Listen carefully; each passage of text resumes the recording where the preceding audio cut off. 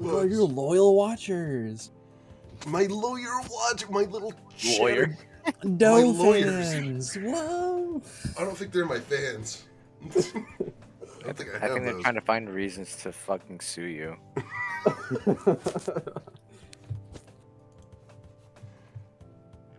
They're my loyal team of FBI agents watching my every move.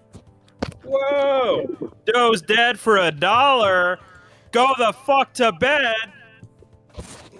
Huh? Let's fucking go. So does a Wendy's. What is happening? Nothing's happening. Nothing's happening, correct? Yeah. Yeah. Exactly. You got it. That's where we left off. Oh, that's why I had this YouTube stream not. Doesn't even remember. See? I had I'm not the YouTube only one who stream doesn't know. unmuted. I'll make a ping noise. Thank you. Withdrawing my phone from my packet. I see that Olivia just sent me a new doodle. Is it her ass? Ooh. Maybe. Coming tomorrow. I'm coming now. Well, I can handle a little loneliness for now. Sure. Yeah. Mm-hmm. Kicking my door closed, I head for my computer so I can continue talking to her online.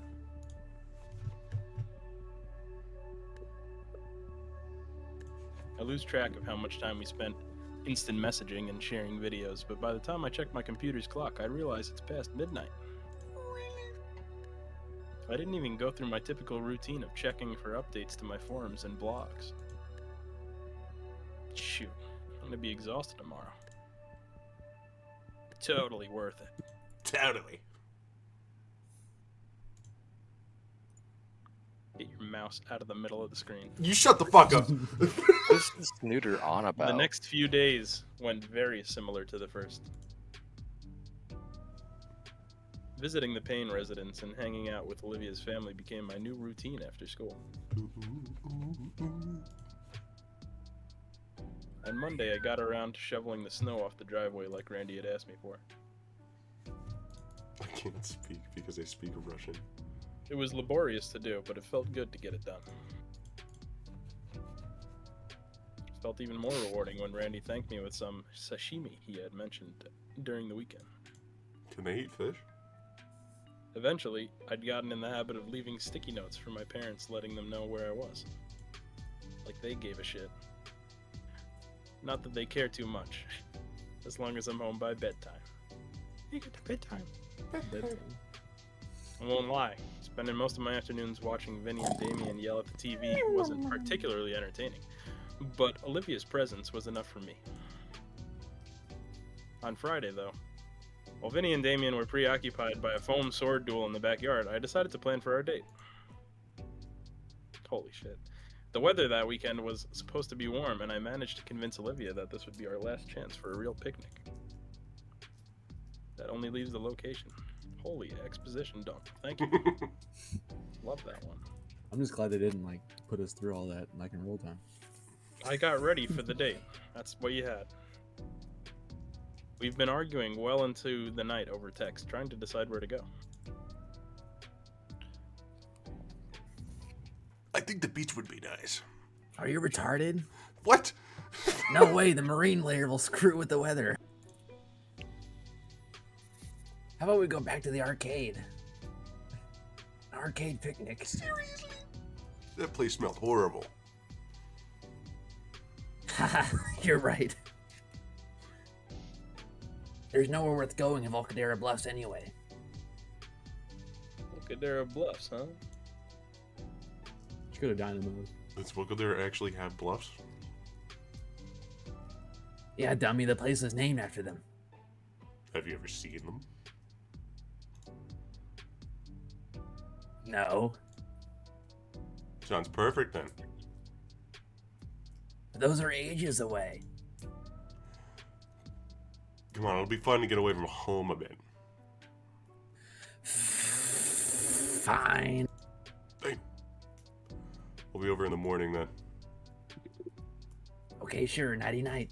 You didn't say night back. That's fucked up. I let my phone rest on the bed as I smiled to myself. I'll have to look up where exactly the bluffs are in the morning, but I'm sure they'll look nice. What the fuck are bluffs? I have no idea. Oh. And if not, well, there ought to be something exciting there. Nope. ... Ah, so bright! After researching our destination and getting dressed, I did one last check on myself to make sure I hadn't forgotten anything. Wallet, phone, water bottle, extra sunglasses, written instructions for the metro lines we'd have to take. I'm officially ready to go. Before I leave, I make sure to leave a sticky note on the fridge to let my parents know where I'll be. Maybe they'll finish watching daytime television in time to see it before I get home.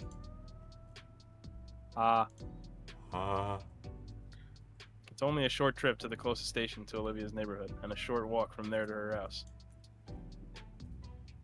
It's alright. Payne's Place is as welcoming as ever. It's starting to feel a bit like a second home by now. In the chilled weather, the yard's growth had slowed, but it's starting to peek through the thin layer of snow. I hope I'm not commissioned to mow now, too. Should let Olivia know I'm here. I'm here. You ready? I'll be out in a minute. Is the door unlocked? No. Don't come in yet. What? Just stand by the curb and be ready. This is gonna be cool. Are you gonna walk? Ah, but I stand by the curb as instructed, facing the door. After a moment, it swings open and whoosh noise. Damn! A green blur shoots out the door and directly for me. I know better than to flinch. Olivia's tail slams the ground and breaks her to a halt with a stylish skid. You're here. I am?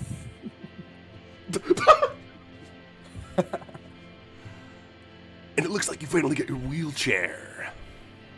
Yeah, I came in just yesterday. Didn't want to tell you to make it a surprise. Go back to How's that new wheelchair smell? Dummy. Fuck you. Well, it looks the same. I do notice how it's lacking all the old scarring her original one had. So did you hear it? Hear what? Exactly. I can sneak up on you now. In your dreams. So you ready for our date? There's a sudden rush of jittery nerves in my chest. Music kind of loud. It is my first time taking someone out on a date. Trying to rationalize it still doesn't help my nervousness, though. Yeah, I'm ready. She looks at me with a timid smile, hands held together as she tilts her head slightly. She's wearing a new floral hair clip. Come to think of it, it's the first time I've ever seen her accessorize. That hair clip looks cute, Olivia. The worry in her grin melts away into a fully joyous smile. Thank you, Inko. Which also helps to ease my own. With my renewed confidence, I step around Olivia and go to grab the handlebars. Baba-booey. Oh, wait. You've been out all week. You probably don't need any help. No, it's fine. Tail takes my wrist and guides my hand to the handle. I don't mind at all. All right, to the metro station? Yes, please. With Olivia in tow, our date begins. What is bro saying? Something 4chan. People from Fortune want to fuck disabled people. On the metro, I'm lucky enough to be able to find my normal seat. Olivia folds the seat up and places herself next to me. Something's different. Oh, wow, Christmas lights. I swear they start setting up earlier every year. The white fluorescence of them combined with the dimmed lighting of the metro's lights gave the cabin a more cozy feeling. I feel my photographer's instinct kick in, but quickly remember that I didn't bring my camera. Soon enough, the whole city will be covered in holiday stuff by the end of the weekend. The mental image of a twinkling Volcadera at night is a pleasing thought. There'll definitely be some photo-worthy shots during that time. What do you think of all of it? The decorations? I like them. Why wouldn't I? Yeah, but what's your favorite? I think wreaths look pretty nice on the lampposts. And I like all the crappy snowmen and snow angels in people's yards. I've always wanted to make my own. What about the mistletoe? Yeah. Shut up, you. Actually, I'm curious. Are there any dinosaur-specific traditions that you guys celebrate during the winter season? Olivia cocks an eyebrow at my question. Olivia has a cock. Hey, I didn't know you guys celebrated end of summer, so I'm curious if there's other Saurian-centric holidays I didn't know about.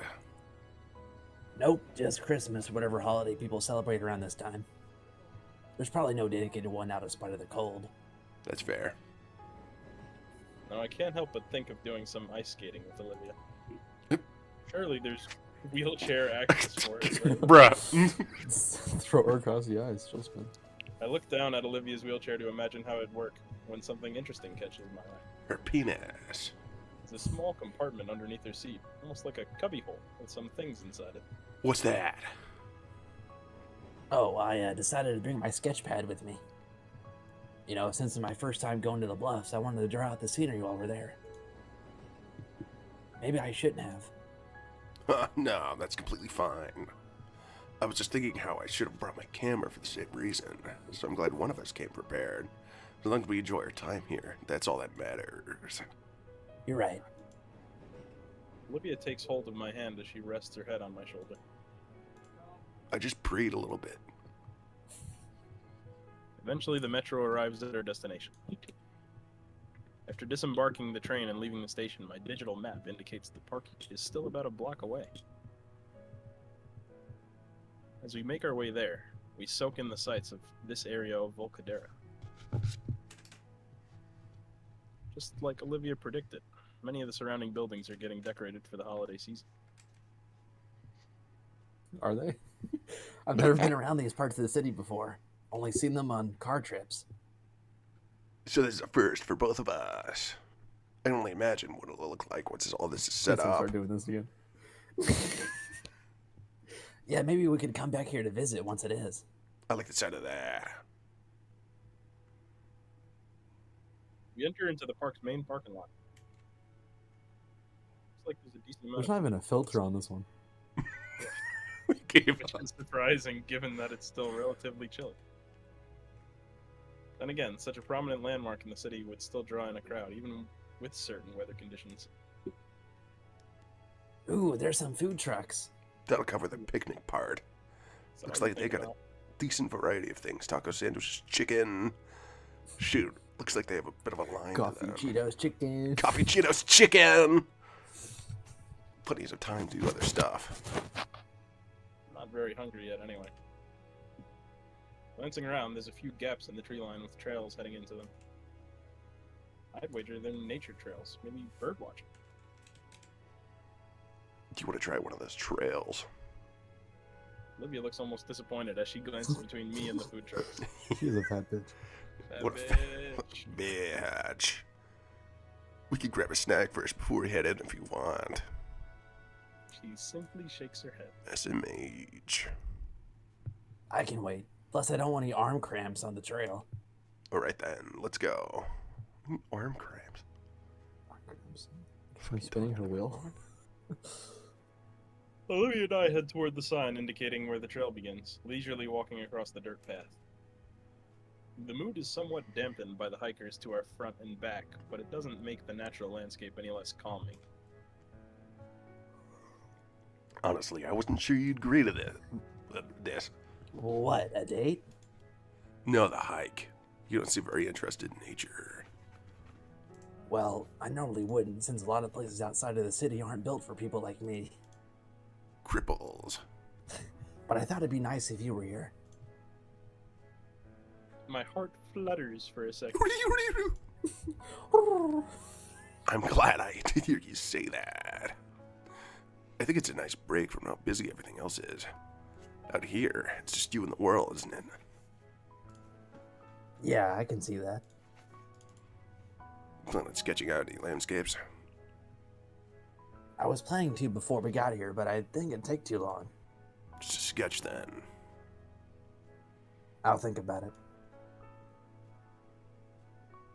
We continue for another few minutes, admiring the passing scenery. There's less hikers than before. I'd noticed some hanging back for pictures or moving faster ahead, but that was a while ago. It's just us and the trees. Tree. Think any of the others are into this sort of thing? Are you stupid? Yes. The others. Oh shit. Liz, Damien. Nah, probably not. Yes. Unless it's community service or something, Liz wouldn't be interested. And Damien is only interested in setting ants on fire with a magnifying glass. Something wrong? No, I just imagine Mia driving a tractor for some reason. But seriously? Yeah, you think she can pull off the farmer look? I refuse to imagine that. Regardless, a mental image of the burgundy-wearing bruiser in overalls and a straw hat invades my head. I hate you. Shaking the thought from my head, I look around to reacquaint myself with the trail. Something's off. This place is quieter than I thought it would be. That's how the woods are, city boy. We live 15 minutes apart. Yeah, I like it quiet. It's nice to not have anybody to worry about. No Mia, no Ben, no Prockling, no Scalar. We have the whole world to ourselves, and no one else can ruin that.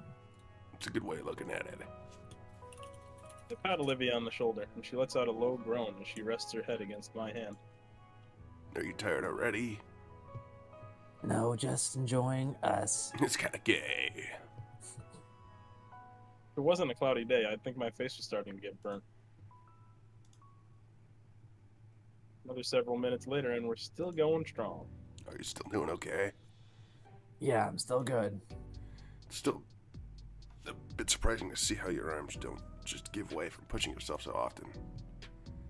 Well, when you've done it for as long as I have, you start building a tolerance for it. And you've done it for a while, eh? As long as I can remember. Dumb bitch. Olivia. Ah, crap, what the hell? Turn to face her, looking at the source of the sound. The wheel on her chair is stuck in an indentation on the trail, and she's struggling to push herself out. Without a word, I quickly step behind her and grab her handlebars, helping Olivia push herself from the natural trap. Thanks, Inko, but what was that? I'm not sure. I take a closer look at the trail to investigate. The indentation that Olivia got caught in extends across the entirety of the trail. Almost looks like A fire track. fire. Huh? You get stuck. A tire track. I thought it said fire. Holy Yeah. moly.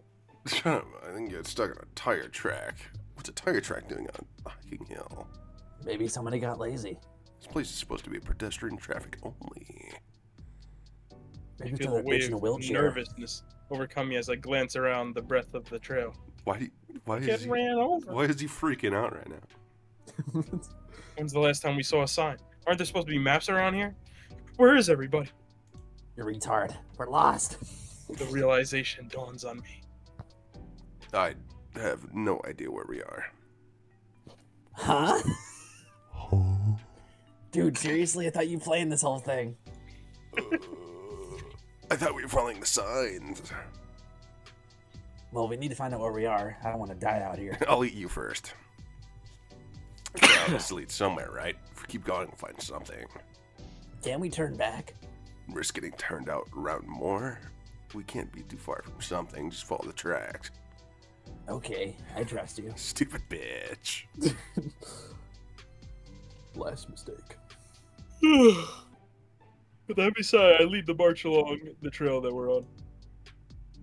It's probably some kind of service road for park rangers or maintenance workers who keep the trail safe. If that's the case, we're bound to run into something or somebody that can guide us in the right direction. For every minute that we keep looking for a sign of salvation, the darker it gets.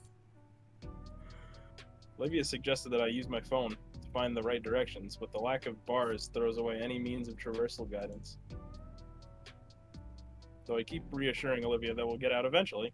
There's a tinge of worry that's beginning to grow in the pit of my stomach. The last thing I want to do is spend a night in the woods. Heckin' reference. Heckin' reference. At best, I know that as It long as I sucks. have my phone's compass, we won't be moving in circles. So westward we are bound, following the trail at a more cautious pace. It's as we crest a blind turn north that we finally hear salvation. Human! Human? Who wants to voice the Why, human? hey there. Weird. Hank Raptor, Jesus, finally! Another living being! The scruffy-looking gent appears to be a park ranger. You two lost. Yeah. We sort of got mixed up on the trails and couldn't find any maps. He looks high off his Sounds mind. about right. Happens all too often around here. Yeah, he's bald for once. Anywho, I'm assuming you Can't two see are under looking his for a head. particular site to see. Yeah, do you know the way? Do you know the way? He hums in thought for a moment with his head sweeping left and right. Finally, the ranger smiles and points at a particular path, just wide enough for Olivia's chair. That one there will lead you to the best view here. Then all you need to get back is take any trail east. They all branch off near the park. Oh my god. Someone has said he looks like Ted Kaczynski. Much, sir. Uncle Ted? Oh my god. No way! No, we can't. Oh, I get it now. And call me Ranger Teddy. That can't be what they were going for. Taking the ranger's directions, we go down the narrow pathway. Unabomber, my beloved. The thin pathway continues on for another 30 minutes and ultimately leads us to a secluded table and rail. PNG. in the most breathtaking PNG. My Windows background. Olivia gasps as her eyes peer over the protective rail and takes in the vista that is the bluffs.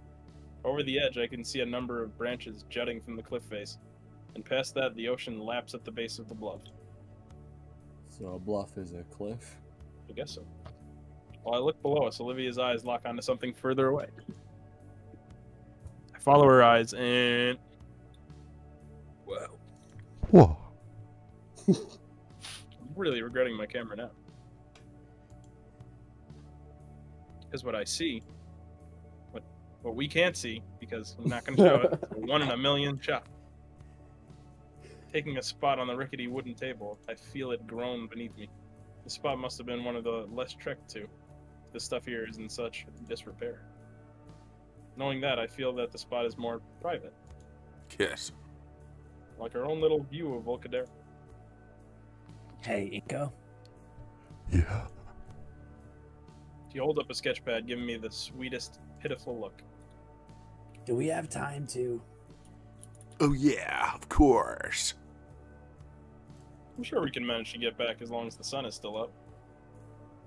The sun will not be still up. Her smile radiates with the power of 1,000 suns. And her hands quickly flip the pad open to a fresh page and start on the sketch.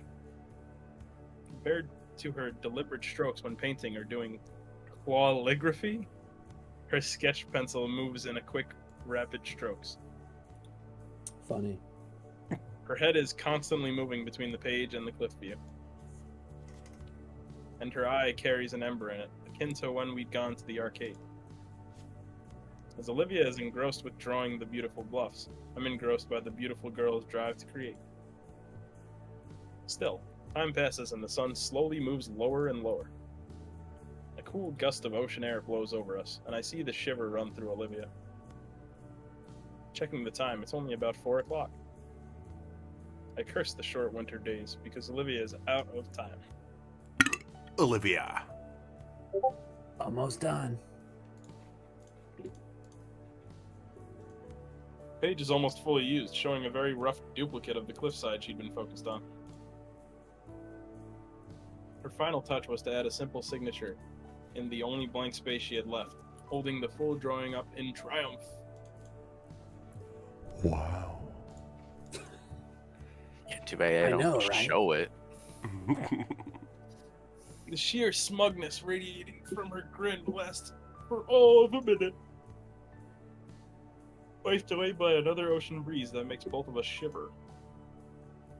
Even her nose scrunches up in irritation as she sniffles heavily.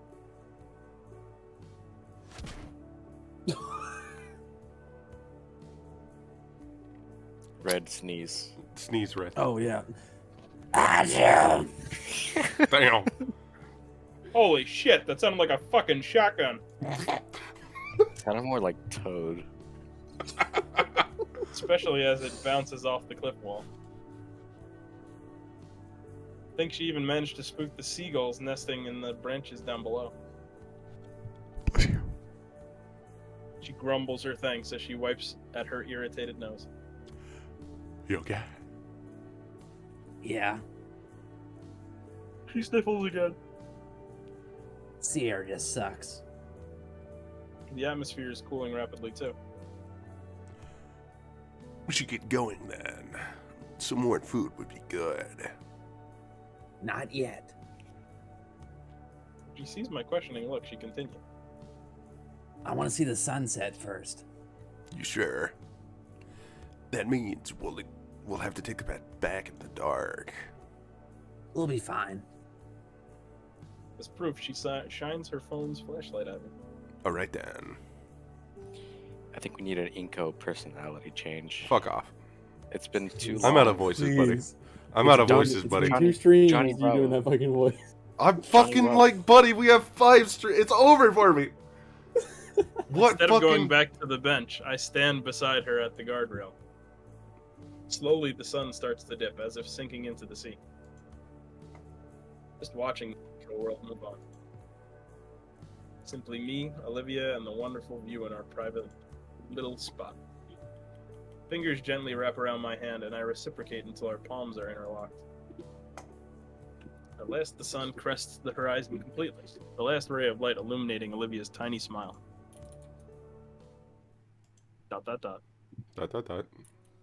Thanks to Ranger Teddy's directions, finding our way back to where we were started our hiking journey was easy, even if it was a bit too dark for comfort.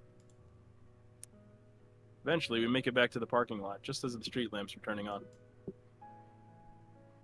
When we return to the main area of the park, it's also gotten a lot less crowded.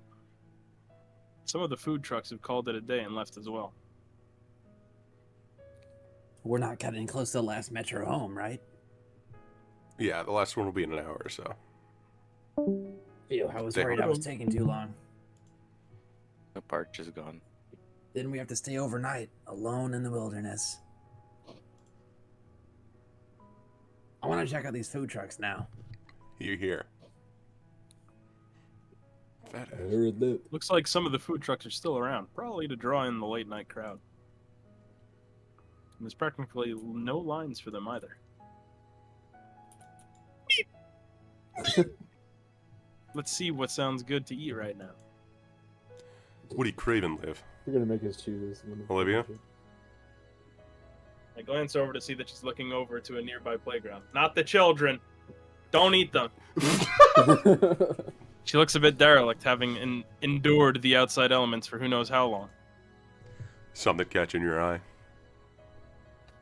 It's just that I haven't been on a swing in ages. Really? Back when I was little, yeah. Whenever Damien's family took me to the park with them. Then I sort of stopped. Safety concerns and all that crap. Don't you have to, like, put your legs out for you to actually be able to... Wouldn't her legs just be like spaghetti? Nico can push her. Yeah, but, like, her legs will do, like, the ragdoll thing. Yes, they will. I'm sure the trucks will be here for a little while longer. Would you like to try it? Are you sure? I mean, it's getting pretty late. Come on, we got time. Okay, let's do it. Olivia wheels herself back towards the small play area of the park. I follow right behind, taking the short walk to examine the metal structure. The swing set looks rough, to say the least. That is a crusty PNG. They didn't forget the Completely filter given this up time. on drawing backgrounds. The sport bar's paint is cracking off and showing the heavy rust beneath. The chains are crusty. Wow. Covered in sparse remnants of safety tubes. Crusty. And the seats, they're so loose and wobbly that I feared the entire thing would fall apart even if Vinny sat in it. Let alone this fat bitch. Olivia, are you sure? Hold it steady, would you? I don't wanna. I grasp the chains to hold the plastic seat in place while Olivia hops over into it. The metal and plastic groan momentarily as Olivia settles herself in. I'm sorry, Swing. She moves her tail aside so it doesn't smack into me. Damn. It's just downscaled the Well- image of the tail. Aren't you gonna start pushing? All right. Olivia snickers for a moment as I place my hands on her back. With a gentle yet firm push, Olivia begins swinging. It's a rhythmic motion now, to and fro. With every instance of her swinging back towards me, I push her with a bit more force to increase her momentum. Eventually, Olivia starts pivoting her tail to maintain her movement, meaning that I no longer have to assist her. So I position myself in front of her to watch as she swings like a pendulum. Damn. The creaking of metal becomes a simple white noise as I look on at her with ease. The cool night breeze and the swing's movements gently ruffle Olivia's hair. With a cherubic smile, Olivia's eyes close as she loses herself to the simple enjoyment of swinging through the air. See Olivia having a moment where all her cares are gone, where there's no troubles or drama consuming her. See her truly at peace. It's an image worth 1,000 words, and the one I hope to never forget. After a while, I sit beside her on the accompanying swing. Say, Olivia, Yeah. Her voice is a soft whisper of content. Are you sure? No, it ain't. What are you thinking about? I'm thinking about today. Okay. It was nice. Okay. Really nice, Inko. Okay. Gay. Fake. Thank you for taking me here. Okay. I'm glad you enjoyed it. I was worried. Oh shit. Don't be. How could I not? It's my first date. There, I was looking at a message. You're sitting on there. Inko. About the formal. Oh, do you not want to go? Olivia's eyes open and I can see them tremble. I want to go. It's just Yatakan's immortal. Get over it. Oh my god. It's tricky leaning to the side, but I managed to place my hand on her shoulder for emotional support. I understand, Olivia. Whatever you want to do, I'll support you. Her fingers ring together. I know you will, Inko. Don't take that for granted, you stupid bitch. So, could you support me during the eulogy too? My hand cups her cheek tenderly and I give her my most reassuring smile. Wish I could see that. Of course, Olivia. Her So eyes greedy, close man. once more and she leans You into only my paid for hand, this. nuzzling again. She sighs pitifully as I draw away, but still smiles. Thanks, Inko. I think I'm ready to go now. They didn't eat. I nod gently and offer a hand to Olivia, helping her off the Shit, swing set you didn't. into her wheelchair. We hold hands as we begin heading towards the exit. At least until Olivia needs her hand to help push herself. I guess things won't ever really be normal, but I'm okay with that. We grabbed our dinner from the taco truck, savoring the spiced meats on flour tortillas on the go. The walk to the metro isn't long, and before we knew it, we were back on the train and racing back home. The ride back isn't particularly eventful, and it doesn't look like there's many people in the cabin with us. We both take the opportunity to admire the cityscape, especially now that it's reflected against the red and purple streaks that cover the sky. 45 minutes later, Olivia and I share a hug before she departs the train and starts to make her way home. I watch from the window of the metro as it takes off, and as her form disappears from my view, I feel an overwhelming sense of relief. Is the audio dying? That went really well. I hope she'll be okay for tonight without me there. Maybe I'll ask Damien to keep an eye on her for me.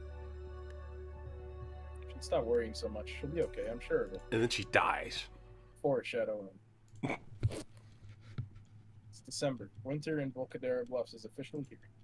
It just hit December. And as if to celebrate the occasion, tonight is St. Hammond's Winter Formal. Oh, hell. Hard to believe it's already here. Jesus Christ. Reset the stream. My ears are crackling. What do you need to hear it for? Hard to believe it's already. Can you believe it, guys? Whenever I remember the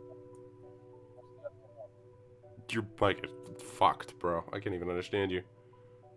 my mic. Wait, just reread that Me? sentence. When I remember the event coming up, I just force it out of my mind. Okay, now it's good. Better? Yeah. Whole thing has me pretty anxious, like a date, but on a whole new level. On a new level. It's like there's some formality to it. I better not mess this up. He will. Anyway, I find myself with a new difficulty in life. Are those new claws? Over and under and around and under the tug. I reel and loosen the lethal neckwear from my collar, tossing the devilish cloth onto the floor in frustration. Scanning over the step-by-step instructions once more, I try to find where I went wrong on my latest attempt. Consider going tieless, but damn it, brings the whole outfit together. And I want to look good for Olivia, because she'd be doing the same. What, that shitty pink dress? Picking the slim fabric back up, I noticed just how Oh my my god. eyes. What just The happened? bit right. What the hell? Time is running out, sadly. We still had class today, after all. Forget it. I have another shirt that works without the tie and still looks good.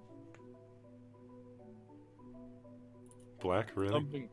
Dumping the fashionable noose in my hamper and swapping outfits, my thoughts travel freely. That is disgusting. Everyone in the school was excited for the formal. Though Olivia. She looked excited too, but there was something just beneath the surface. Anxiety, probably, for Mr. Otacon's vigil. Only Olivia, Ben, and I seem to remember that. The rest of the school having moved on by now.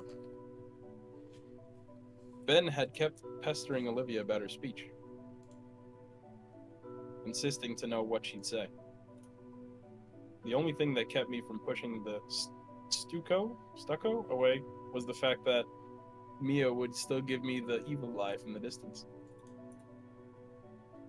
In her janitor outfit. Ah. She deserves worse, but at least she's out of our hair. Check at the time says I don't have any time to try again. Tossing on the piece de resistance, the coat, I exit my room and head down for my foyer. He's going to a formal wearing that. That sucks. Tonight's going to be the best night ever. Probably. It's like he's wearing a black jumpsuit. Definitely. I'll make it the best night ever for both of us. Wink, Who's wink. ready to dance with me? That's I'm down. I head through the foyer toward my front door and wait. Dad's home? No way we'll see him, bro. Still No. dressed in his work uniform, hunched over the bar with a half-filled glass. No way we're gonna see him. He hasn't noticed me. Well, not that it matters. As I open the front door, I hear a low grumble from behind me. Back by midnight. Okay. Without looking back, I head out. His one line. Doe, you take over. I gotta take a phone call. What? No, come on, keep going. The chill that washes over me is deflected by my formal wear. I can only imagine how hot this outfit would be in the summer. He's wearing a t-shirt. Then again, I did wear a jacket constantly for the first month of school. Speaking of, I can't decide whether or not I want to keep the sunglasses with my outfit. It's hard enough to see outside as it is. Somehow, though, it feels wrong to take them off. Hoping not to waste any more time, I begin to walk to the metro. I really don't want to be late, especially not for Olivia. Black. Oh, you're back? Same ride I've taken countless times this year, but this time it has a sense of finality to it. The rocking motions of the cabin are both calming and nauseating at the same time, and I find myself teetering between positivity and negativity. There's one night that I need to go well, it's tonight. No dodgeballs to the face, no falling into pools, no harassment from When did that happen? I pray that Dodgeball to the Otacon's face? eulogy goes smoothly.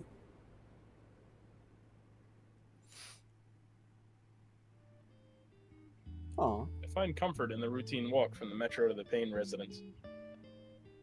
As I stand outside the house, I realize I forgot to bring any flowers. Are you stupid? You fool! You fool! But this isn't prom yet, so I think that's okay. It's December, and that means festivities. The house is adorned with a row of colorful Christmas lights. Guess who had to put those up, too? It was worth it to see Vinny and Olivia smile like that, but man, at this rate, I'm gonna get jacked doing these chores for them. No, you aren't. Yeah, no chance. After a quick knock at the front door, I wait patiently for an answer. I hear some voices on the other side, something about being too cold, I think. It was pretty funny the first time, but they do this every time I swing by. I didn't think the weather bothered them that much. A moment later, Damien swings the door open. Yo! Ugh. Little bug. Oh, Looks shit. like a valet. Hey, Inko, you're looking snazzy. Dax. This is all new stuff. Think Olivia will like it? Probably, but she'd probably be just excited to seeing you wearing any old suit. Real. Well, it's the effort that counts, right? Yeah, Like, I wanted to wear a t-shirt that looked just like the real thing, so I could be cozier and not have to deal with ties or any of the other annoying stuff. But Mom threatened to beat the snot out of me if I did for some reason. Thought I'd get away with doing it anyway, but then Liz threatened to do the same thing. Girls, right? Anyway, come on in already. Woman. It's dang cold.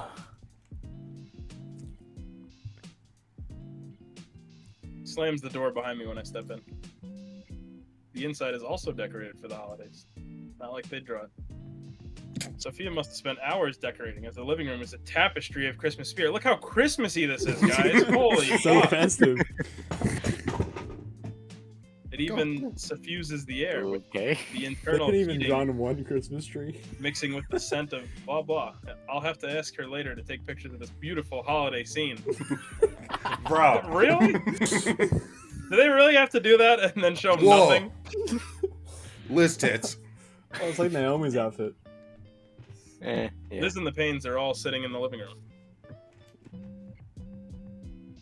Hey guys.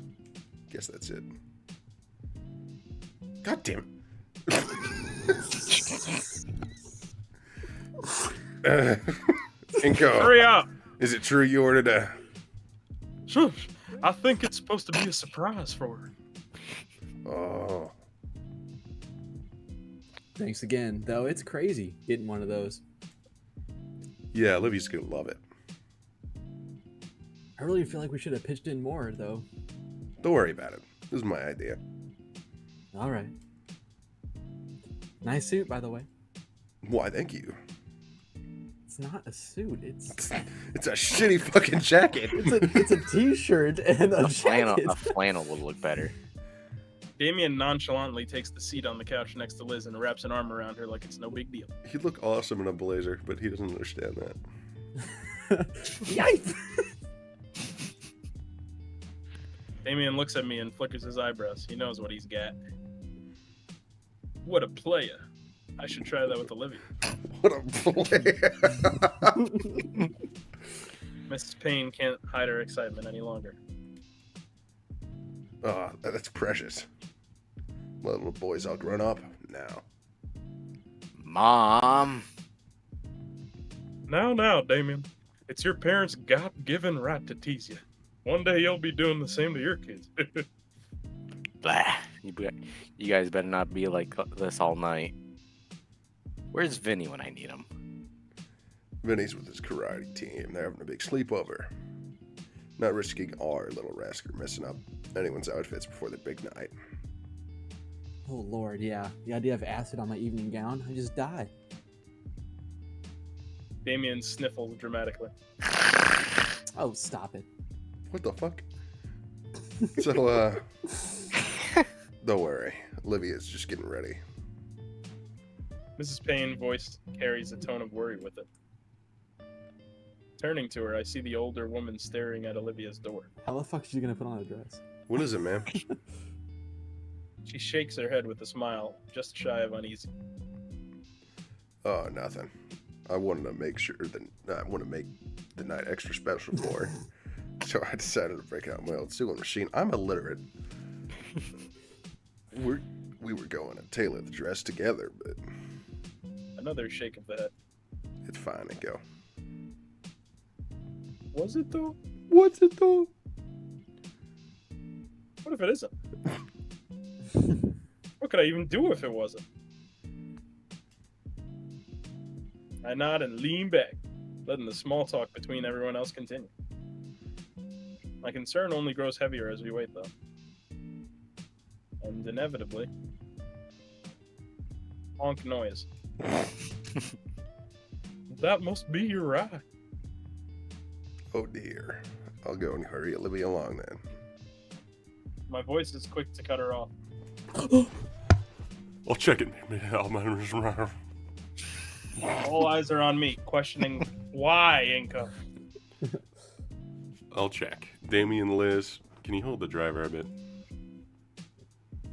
Damien flashes me a thumbs Oh up my and he God. heads out, Liz's body following after. Don't take too long, okay?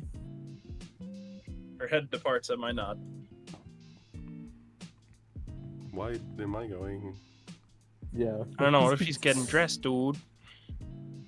When I move to Olivia's door, her surrogate parents Boy. follow. So, sorry, but can Olivia and I have some privacy? What? Please. Sophia almost protests, but thankfully Randy takes her hand.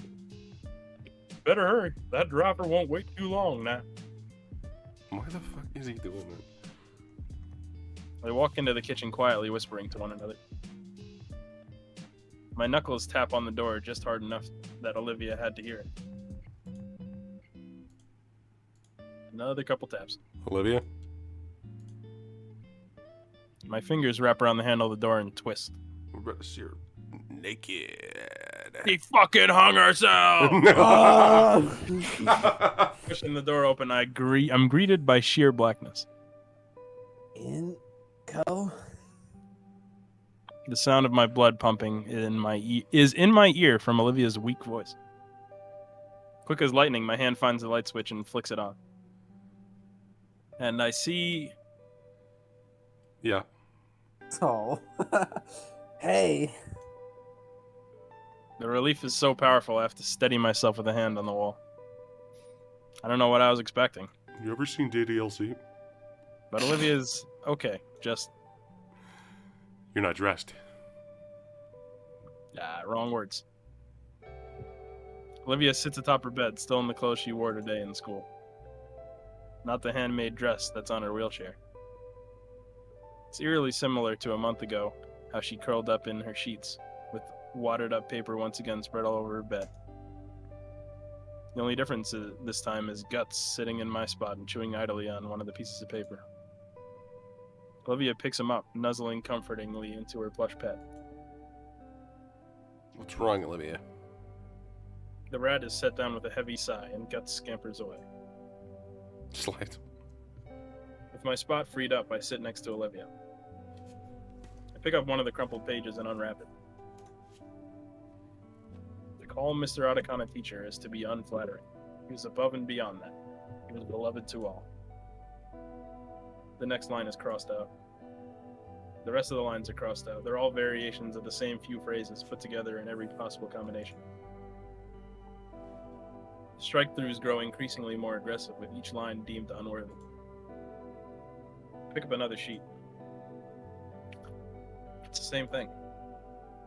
Each new page is just crossed out in attempts to get the thoughts in her head onto the paper. Stop that. Olivia, you okay?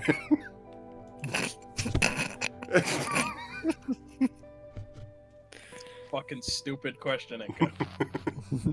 No, I'm fine. It's been months and I'm still not ready to say goodbye. Meanwhile, everyone else has moved on. Stupid, isn't it? Yep. Hmm.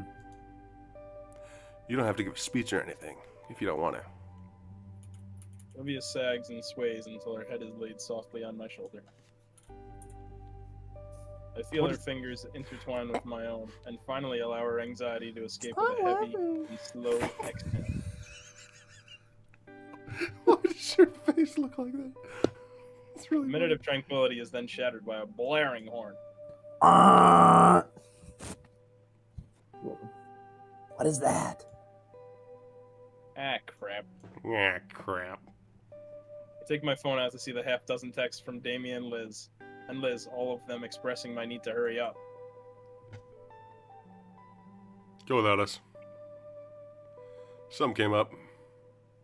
We're gonna do something else.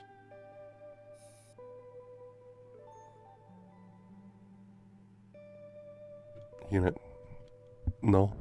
No, it's a text message, you guys. He's sleeping. When you sleep, it's 9! Not asleep yet. He's just hell diving, bro.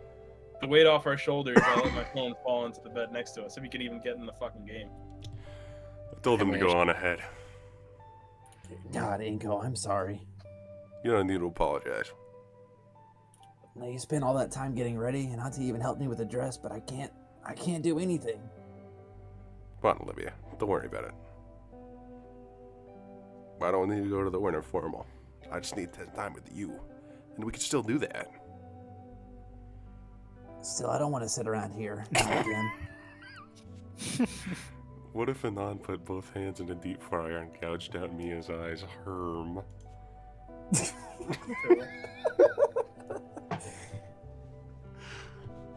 Well, we could still go out somewhere. Any ideas? Nothing comes to mind. We could just take a walk around and see what happens. Christmas decorations ought to be in full spring by now, if nothing else. Takes a few moments, but Olivia's eyes Jesus Jack. Christ! slowly begin to light up. Okay, that sounds a little fun. Besides, I hate to waste a night with you all dressed up like that, gussied up like that. Gussie! Her sultry grin glows as she eyes me up and down. Nice pants. I want to do Olivia and her Gussie. Fang versus Olivia, who will win? Probably Fang. 'Cause Fang. Stand up. Yeah, Fang, like immediately. I'm blushing. I can tell I'm blushing. Anyway, sorry I couldn't do the same for you.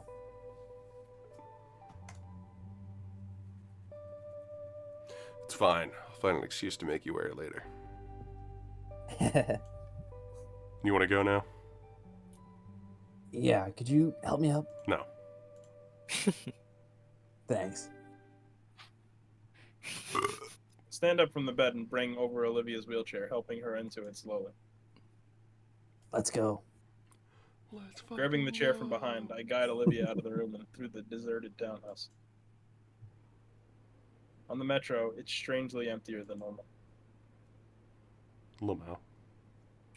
It's just Olivia and I in the car for once. Now that I think about it, everybody is going to be at the formal, so it really is just Olivia and I tonight in general. The metro gently sways us back and forth while we wait for my stop. I glance over at Olivia through my sunglasses.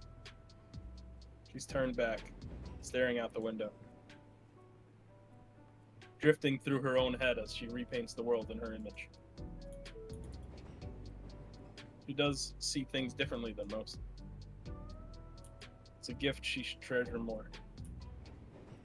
Man, is this really okay? No. I get the feeling that this is one of those things she's always going to regret. Mm-hmm. Not that I should have forced her to go or anything. Still, I should probably try to do something about the situation, but what? Our stop is in another 8 minutes. Yeah. Yeah. My head fills with thoughts of empty home, and I consider. Is that where I should bring her? Some lonely, isolated place? The stream is dying, by the way. I Maybe. think that's like a straight skill issue, dude. You're a skill issue. Bitch!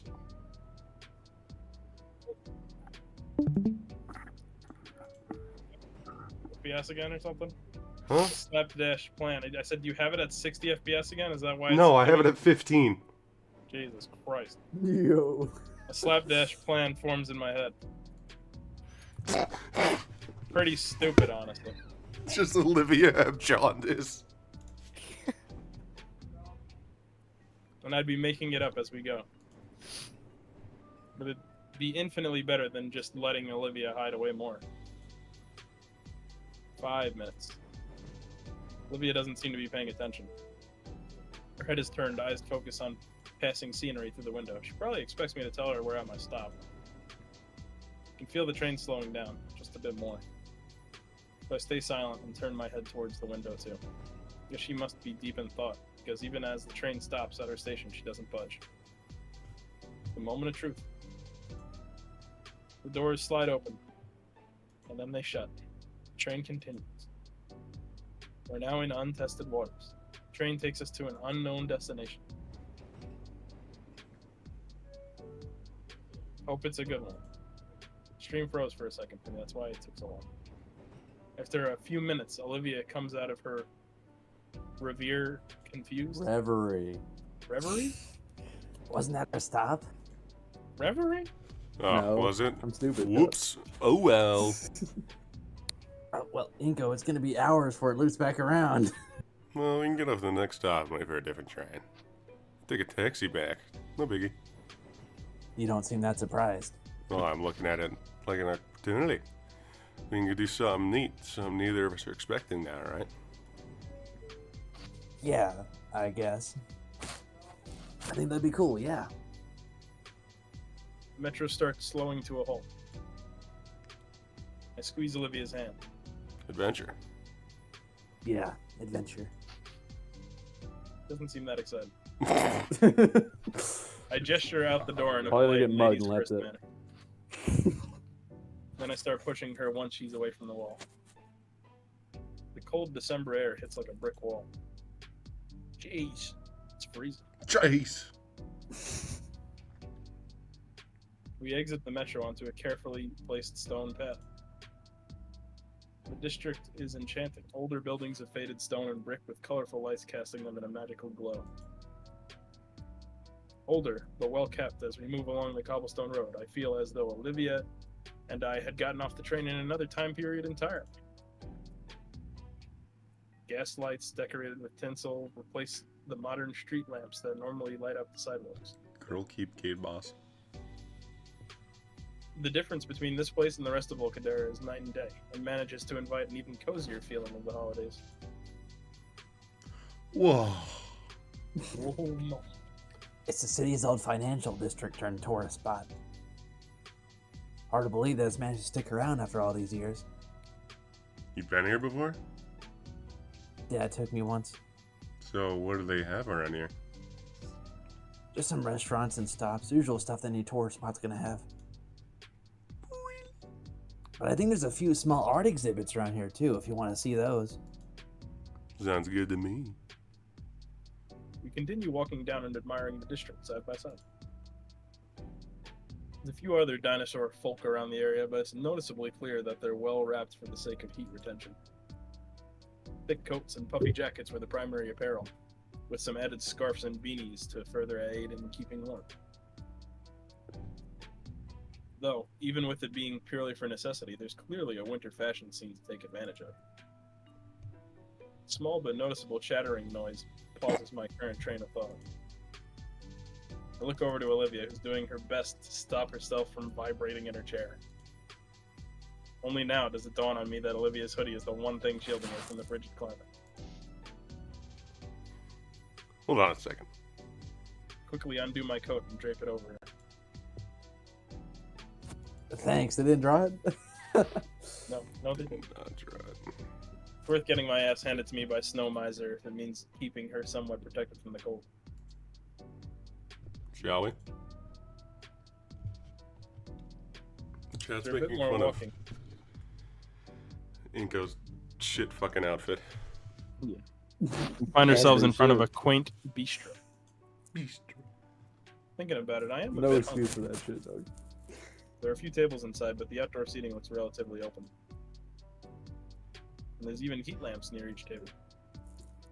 I gesture towards it. Olivia glances over. She considers and gives a brief nod. When we enter, we share a mutual exhale as the warm embrace of modern air conditioning welcomes us. There's no line, but the tables are all occupied. The waitress behind the counter is sympathetic to Olivia's shivering, though, and offers us the patio table beside the largest heat lamp outside. Our order of burger and fries was quickly made, and we are ushered into the warmest spot in the front of the restaurant. The warm burger and heated light invigorate Olivia. I hadn't realized how bad the cold weather affected her, and I feel relieved as I watch the color return to her scales. And as she recovers, so does her appetite. Did you stop eating your mic, bro? As I slide my plastic basket of fries, Ooh, I notice You that read- the little square I didn't has do gotten anything. more popular. You're rubbing your mics against like your fat cock or something, dude. Stop it. Despite the cold, several dino families fill the remaining seats, some with food, some just taking advantage of the heaters. Something going on? Something going on. I poke Olivia and gesture around. She shrugs. What is this thing? What After a the few more minutes, an heck? oddly dressed group crosses the middle of the square. Man, I love PNGs. Compared to everyone else, they're very underdressed for the weather. Wearing fur vests and oddly baggy shorts. 10 of them in total, a family of feathered raptors. Swallowing a mouthful of burger, I turn to Olivia and ask and see an excited grin on her face. You know them? Shh! Oh man, I forgot. It's Friday night. There's always some live performers here. Just watch. Holy shit. That is a really good Olivia face. Whoa! An elder-looking dinosaur stands out front with a microphone. He must be the leader. Ringmaster? Good evening, everyone. It's a truly magical frosty night out, so let's warm things up with just a little bit for everyone. Each member is adorned with various hoops and juggling pins that light a blaze. So please gather close and let the Ashtail clan share a little fire with everyone. And I will introduce myself. I am Firemaster Alejandro. I assure you, tonight is a very special show. They continue setting up. A sign is placed nearby with their socials on it. I do a quick search and... Whoa!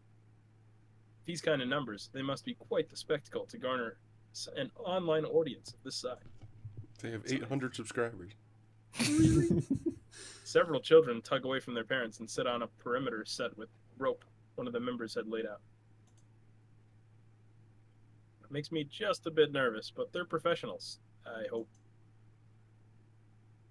We begin with the traditional Batería del Fuego.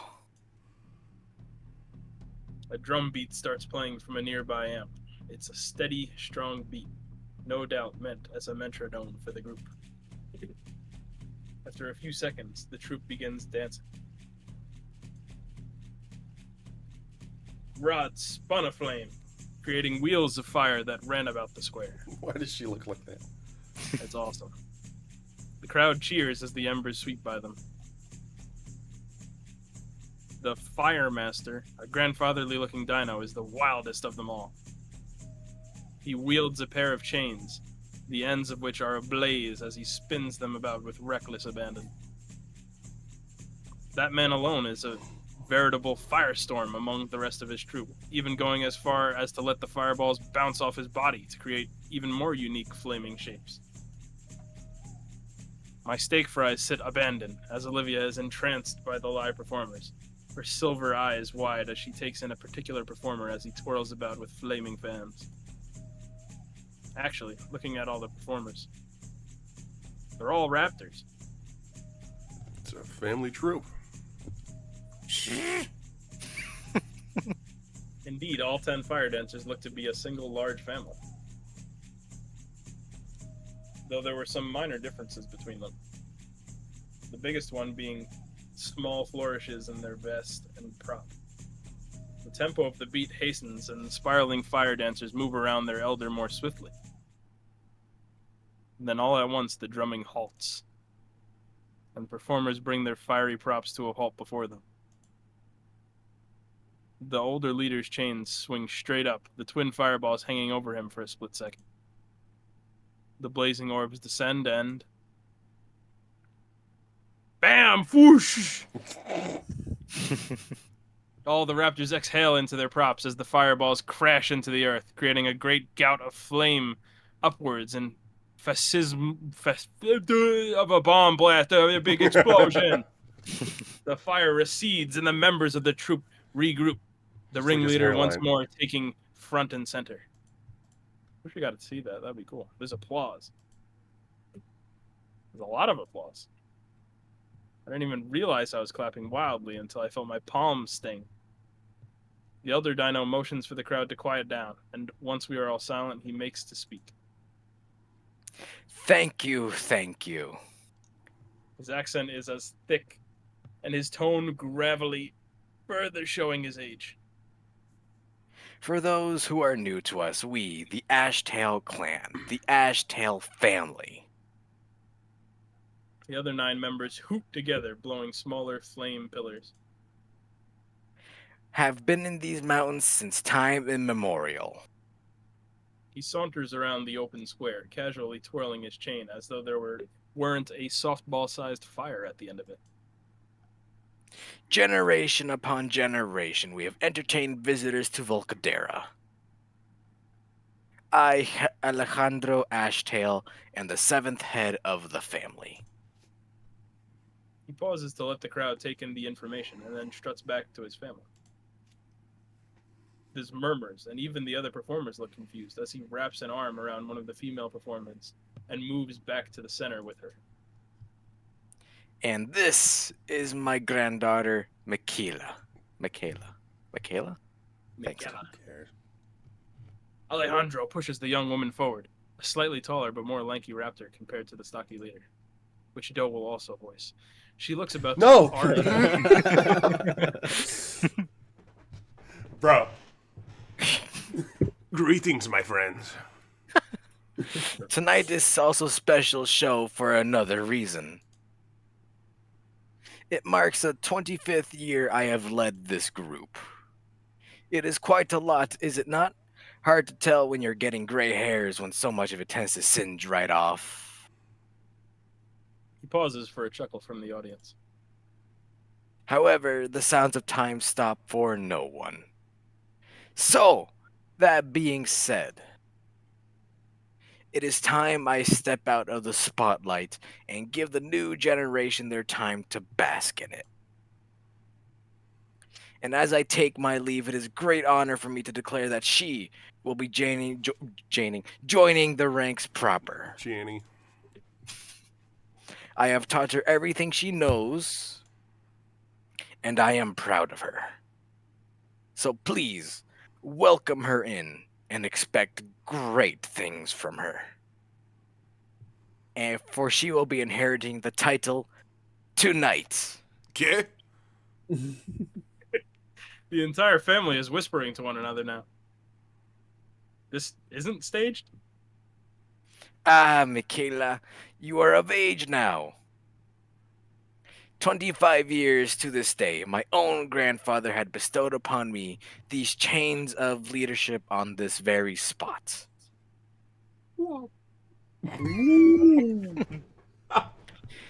And on this, my 25th year of performing, I have found that you are ready, my granddaughter. The chains finally stop spinning. Alejandro now holding and presenting them to the crowd. And then his granddaughter. Go on, the crowd. She awaits. Michaela hesitates, her hand shying away from the chain as though it'll burn her. It will. I mean, she looks nervous. Grandpa, this is... Up. I know you are ready for this, sweetie. He looks her in the eye, and his once bombastic tone is now more soothing. You have devoted your life to our traditions, absorbing all of the lessons in earnest. You have that fire inside you, just like the fire that I'm giving to you now. She's got the dog in her. The Fire Master turns to the crowd with a gigantic grin, his voice larger than life. Do you agree, my friends? A thunder of cheers and clapping echo, the crowd fully invested in the family ritual taking place. Someone starts chanting her name, and soon enough, even Olivia and I are chanting with them. Michaela, Michaela, Michaela. Our voices invigorate her. With a loud and triumphant whoop, Michaela takes the chains from her grandfather. I want to see this bitch get fucked. Bro, coon-brained. The balls of flame spin once more, far more wildly as she hollers uproariously along Someone with get the on crowd. that. Yes, Michaela, now go. It is your show to run now. The old dino meanders back with the rest of the family, taking up Michaela's abandoned baton before taking a seat amongst the crowd near us. My friends, with great honor, as the 8th head of the Ashtails. The other 8 performers once more exhale tall pillars of flame. Let the show continue! With a graceful somersault, a new drum beat blares through the speaker and the dancers begin to move with their flaming props. The new member moves with elegance. She's clearly had a lot of practice. That grandpa. It's got that dog in him. Whoa, hey, what was that? What was what? Your smile just faltered. I saw it. In the corner of my eye. What's up? Aren't you observant? I just feel for him a bit. The fire master? Why? In a way, it's kind of sad. The great Alejandro will retire, and his granddaughter will take his place. What's he going to be doing for the rest of his life? He loves his job, and he's just retired. He's never going to do it again. He's going to enter his twilight years and know the best is behind him. Is that what you think? That's what I worry about. Olivia looks back to the show. The newest member dances elegantly. The performers laugh and hoot in the square with the new leader of the troupe. Compared to her grandfather, she's far more energetic. Her flourishes and sweeps are far faster than Alejandro's. But even still, for snippets of seconds, I would see some worry cross Michaela's face. Questioning herself, or her movement, or something. The look would vanish, though, when another of the troupe would pass her by, whisper something to her, or perform a duet move with her to help correct her. Take in the show now. It feels less refined compared to the first act, but also more real and vibrant. The Fire Master claps along and laughs to himself, giving reassuring thumbs up. Olivia looks to the old man, lost in thought. Well, maybe there's a little truth there, but I mean, look at him. Does he look sad? No, he looks like this is the best day of his life. He's really happy for his granddaughter. His granddaughter that he taught everything she knows. Everything he learned from his father, one day the torch was passed to him, and he upheld that legacy he inherited for years and years. He had an amazing career, and he raised her so he could trust her. And now she's ready to do all that herself. Again, it's a matter of trust. You don't think someone as old as he isn't able to tell? It's like an old tradition, you know? Only a poet can appoint another poet. Things change, people change, but a talent or a craft, it has to be passed down, or else even little things become impossible to do. Alejandro knew his craft well enough to perform for 25 years, and look at Michaela. She's performing just as well as he did. He knows better than us, Inko, so I don't think he's wrong for wanting to pass on his legacy. To pass along everything you know like that to someone you love, is to grant that person their purpose. That's why he's happy. Life's full of uncertainties. To raise someone up to take your place is one of the biggest challenges. Moving forward with no fear of the future at all, making it so even the apprentice become a master and pass on what she knows just the same. That biggest challenge turns into a great blessing. Damn, bitch, you talk too much. To keep going, even when it burns.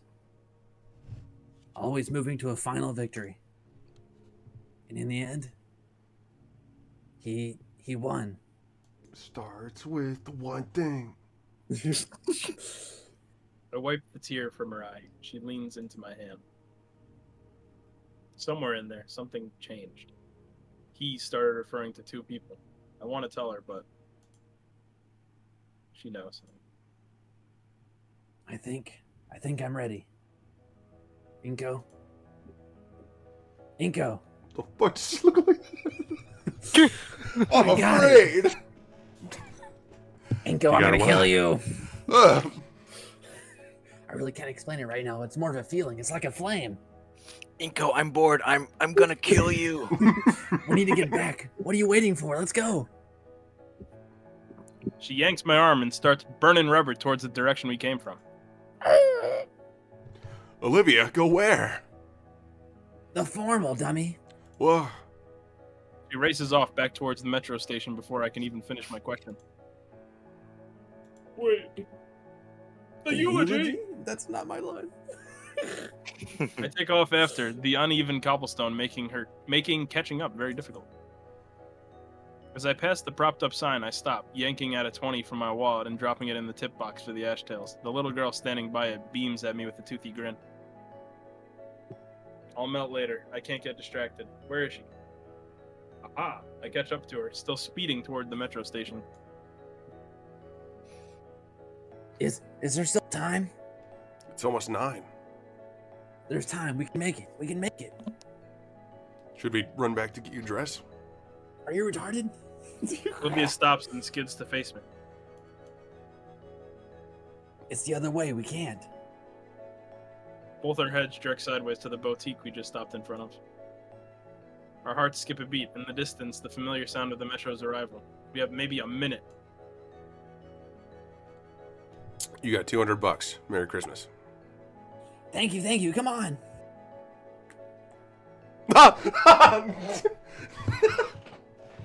Olivia drags me into the store, scanning for anything she'd find acceptable. What That's kind- the metro. I don't know. The metro's gonna close though while they're buying a fucking dress. That is the worst fucking PNG I've ever seen. What kind of dress do you want? I don't know anything about dresses. Shit. Okay, what's your favorite color? Green. The fuck do you think? Of course it is. Shut up. You know this fashion shit. You pick something. No, I don't. Okay. Do not take fashion advice from this guy. Do not let him cook.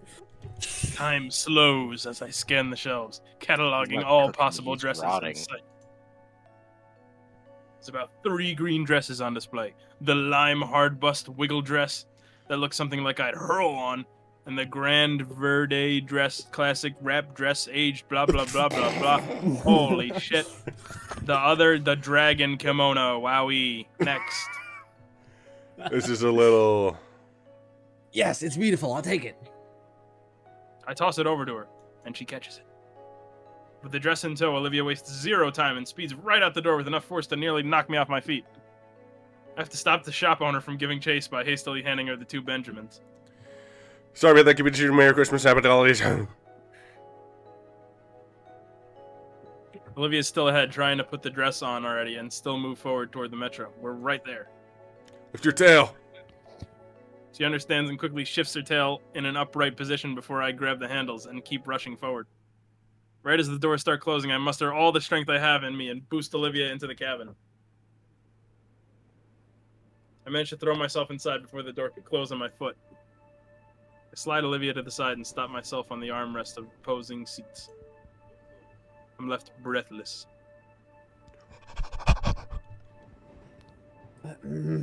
Oh. Heck, are you out of breath for? It's tense. Are you alright? Yeah, I'm fine. I finish catching my breath and sit in the seat normally. Olivia moves into her spot and keeps struggling to put her dress on. She tosses me her hoodie. How does this even work? Olivia waves the kimono around like a signal flag, confused as to what goes where. Here, let me help you out. Oh, that's me. I bought a smoking jacket a while back. Shouldn't be too dissimilar from wearing one of these, I think. A smoking jacket? I didn't think you'd smoke.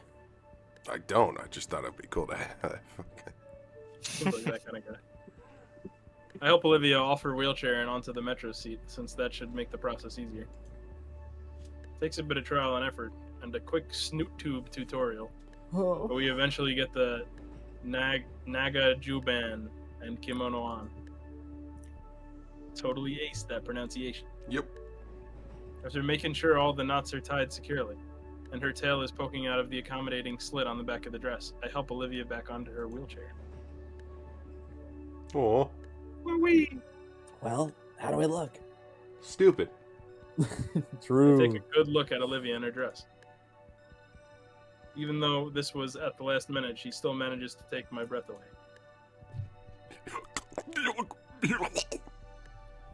You're just saying that. I am. Correct. It's the truth. Correct. Correctamundo. Do you still have the tickets? No. I reach in my back pocket and pull them out, offering her to see. She takes one and stares at it intensely in her hand as though it were gold. 7 p.m. to 10 p.m. She glances up at the terminal, 9:30. Dog. We can make it.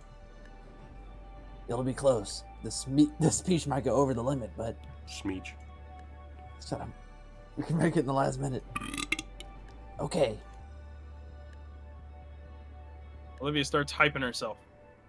Her lips move, but no words come out. Olivia's head would occasionally bob in approval or shake in disapproval, too. There's a heavy tension building in my chest. The LED clock display in the carriage looks like it's going thrice as fast.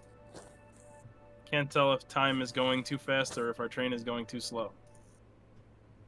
For the whole ride, she speaks silently to herself, probably rehearsing the new speech she just pieced together.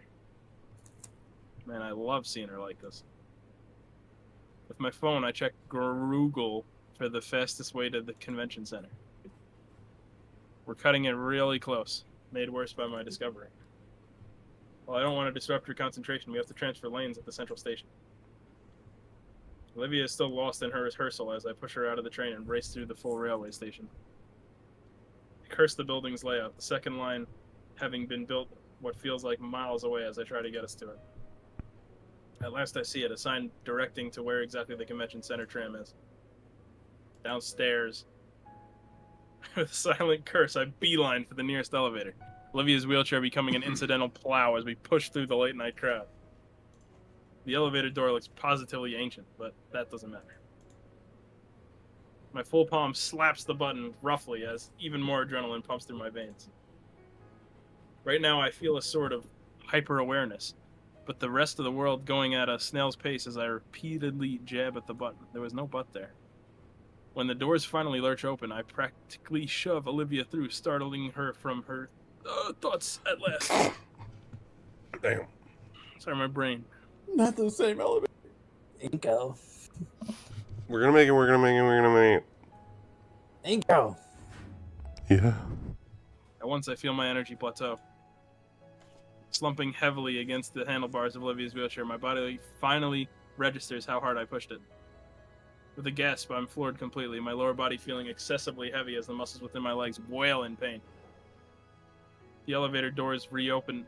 When the elevator doors reopen, Olivia thankfully wheels herself out. I hang on to her handlebars while I drag my feet after her. The transfer train is there, thankfully. We're gonna make it, Olivia. You said that already. Inko, are you alright? No. She peers back to me over her shoulder. I simply smile and wipe the sweat from my brow with my sleeve.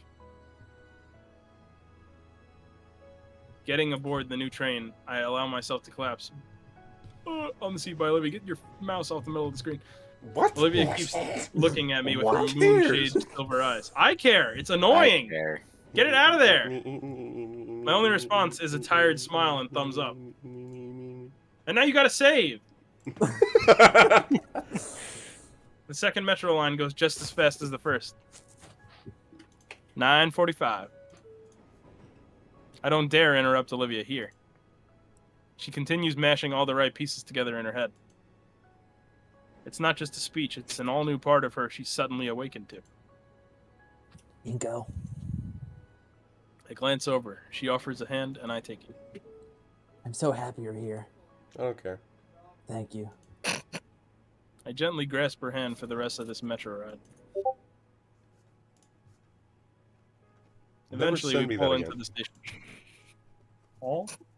You sent me Lunara's skibidi toilet. 9:57. No, they did not make it. Right outside, a straight shot to the front door. The doors open, and a few couples start exiting. That's fine. People leave these things early all the It's not time. early. It's 3 minutes till it stops. Tinge of fear mars Olivia's face. I give her a reassuring smile and start pushing her out past the inflow. The convention center is just up ahead, covered in what must be hundreds of feet worth of sparkling fairy lights. A 10-foot-tall Christmas tree stands near the entrance, topped with a star that pierces the night sky. I turn the corner into the parking lot and... Is it a drawn background? No way. No way. the chatter of milling couples entering cars or walking past us to the metro. My pace slows to a walk. We can't have been that late, could we? Should be a few minutes to spare. We should be... As more couples trickle out the door, a tired figure stands at the door. He looks fucking stupid. No. Everyone's outfit has been garbage so far. He's holding the door open for a few more couples. I stop in front of him, and when he notices us, he stops and stares. That. Ben, what? What are you two doing here? It's over. Go home. We need to do cleanup. What, the formal? It ends at 10. Ben raises an eyebrow. Everyone should still be in there, just getting ready to leave. I peek past Ben. The place is nearly empty. We needed to be out by 10, dumbass. It's 2 minutes past. No. Wait. Hey, why is the middle end capitalized? Oh. It's Because after it's a new period. sentence. Look, Ben, it took some time, but trust me, we got it. We can call everyone back, use the speaker or something. Just let Olivia do the last-minute speech. A last-minute speech? Are you fucking kidding me? Olivia, you made a commitment. And you failed. Again. Like always, you throw a pity party for yourself, and someone else has to pick up your slack. You couldn't even drop the act for Otacon? Well then, Olivia, you won. You abandoned Otacon so you could run away with your boyfriend and pretend nothing ever happened. Congrats. Dude, holy shit. What the fuck is wrong with you? I get up in his face. Olivia tugs softly on my sleeve to pull me back. He sighs. I'm not getting worked up over this. You got a speech? All right, let me hear it. I'll be your audience. Okay? No. Thrilling. I moved to tears. God damn, Ben. Ben, what's gotten into you? Nothing. Just leave me be for the night, okay? And Olivia, stop looking at me like that. He takes a step back and lets the door close. I feel Olivia's consistent tug on my sleeve. A deep exhale. It's not worth it. Bad end. The walk back to the metro is silent. My ass. Like it's gonna end like that. For us, at least. The chatter from the couples around us is lively. Tales of a night well spent, how fun it was. Impromptu plans being made to visit each other's place for the night. But Olivia's just left out of it. She was so excited before. My ears. It's like someone clipped her wings. What is that clicking sound? Somewhat. It's Dose Stream dying. It's Discord being the worst program ever made. I'm not letting that guy live this down.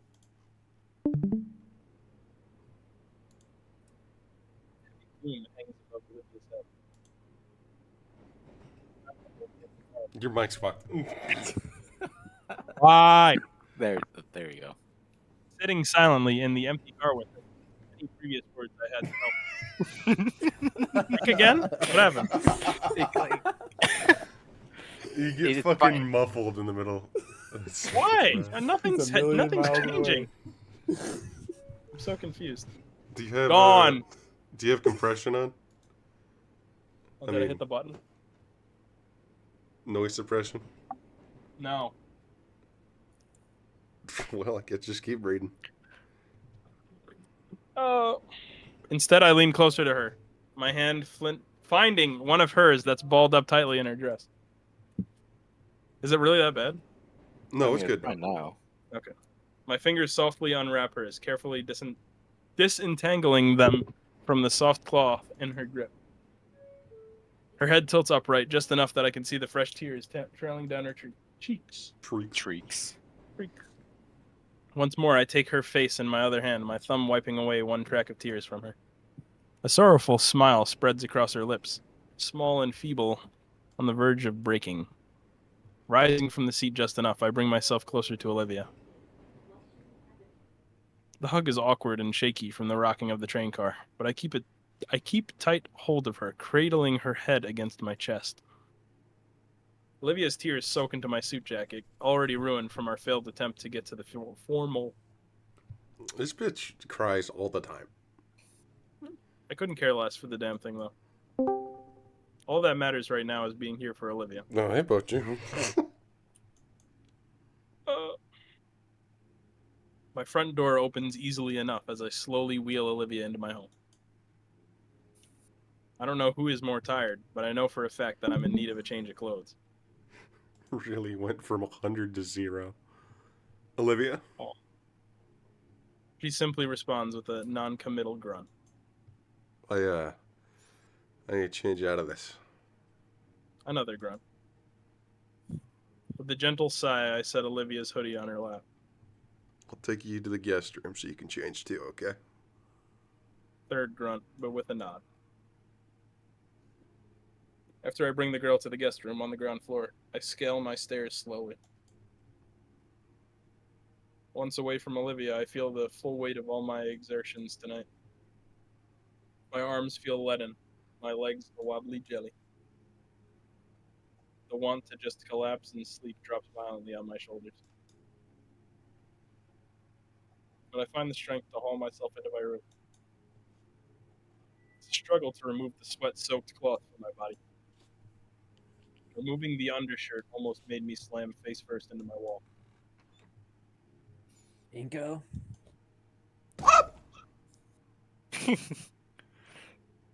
Ow. The cool hardwood floor of my floor feels amazing on my scalding hot back, even if my tailbone feels bruised. Olivia is kneeling in my doorway, back in her usual hoodie. Seeing her concerned look helps to dull the pain. I'm fine. Good. She shuffles further into my room, her eyes roving over my walls thoroughly. I consider standing, but my legs could use some reprieve. So I simply reach for the clean shirt I had set aside and slide it on swiftly. Nice room. Thanks. My knees ache terribly as I shuffle after Olivia, uncaring about how it may ruin my dress slacks. Olivia plants herself at the foot of my bed, and I take the spot right next to her. Her hand finds mine immediately, and her head lands on my shoulder. We simply sit and relax like that. The stress from it all oozes off me as Olivia nuzzles against me. Olivia. A glizia. It's an odd sort of silent serenity that settles on us. No sound at all except for How breathing. Each puff of air taking with it more and more of our worldly troubles. That just seems not correct. That's not correct at all. That is terribly worded. Inko? Great writing. Her voice is soft and steady. I'm sorry. About tonight. It's all my fault. Yep. I lean my head against hers and shake it in rejection of her statement. It's fine, Olivia. I don't blame you for anything Ben said. But if I had realized sooner. I shake my head again. SMH. What matters is you figured it out. And I'm sure that Mr. Edicon... Her breathing hitches at his name. I mean, you understand what's important. Yeah? Her head bob of agreement presses her silky hair against my cheeks. Matters now is that we're together and you're enjoying the rest of the night, okay? She bobs her head again, and I can feel her anxious sigh escape her. So what do you want to do? You can watch a movie? We would watch movies. Maybe I can show you some photos, or... Inko? we could have sex. Pause to hear out what she wants. I'd just like to stay here with you. Of course. Shut up. Another pause. But, What is it? Just name it, Olivia, and I'll do my best. well, could you turn the lights off? Hold on. Hold on, I'm a virgin. I can't. The lights. No, don't. No. The ones with the Funny, switch didn't all the way up Lee and there. Kyle start for being a virgin? joke. My I don't legs know are what you practically cinder blocks now with how heavy they feel. But if it's what she wants, Of course. the sheer brutal agony lances through my sore leg, but I managed to get to my feet. It's born Olivia. I swear, These bless games taught me that parasaurs are assholes. Yes. We're Yep. I still total wanna fuck you up. parasaur death. I swear I hear snickering as I slowly shuffle to the light switch. Must be in my imagination. Once I manage to get to the wall, it's a simple matter to flick the switch off and douse my room in evening darkness. There's a gasp from Olivia, and I can just manage a turn without collapsing on myself. Olivia. The stars, Inko. Stars? In the dim moonlight filtering into my room, I can see Olivia's head turned toward my window. Oh. Oh. Can we pretend that airplanes and night sky are like shooting stars? No wonder they made suburbs out here. Guess? Olivia shifts back to her knees and moves to my window. Wow. You like stargazing? My dad used to take me out. The nebulas I saw back then, those colors. They've always stuck with me, swirling around in my thoughts. Managing the steps needed to reach the window, I stand next to Olivia and look through the window. It's a clear night with the moon only a quarter waning.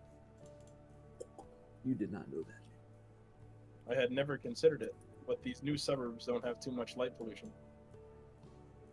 Unlike Olivia's neighborhood. How long has it been since she's seen a night sky like this?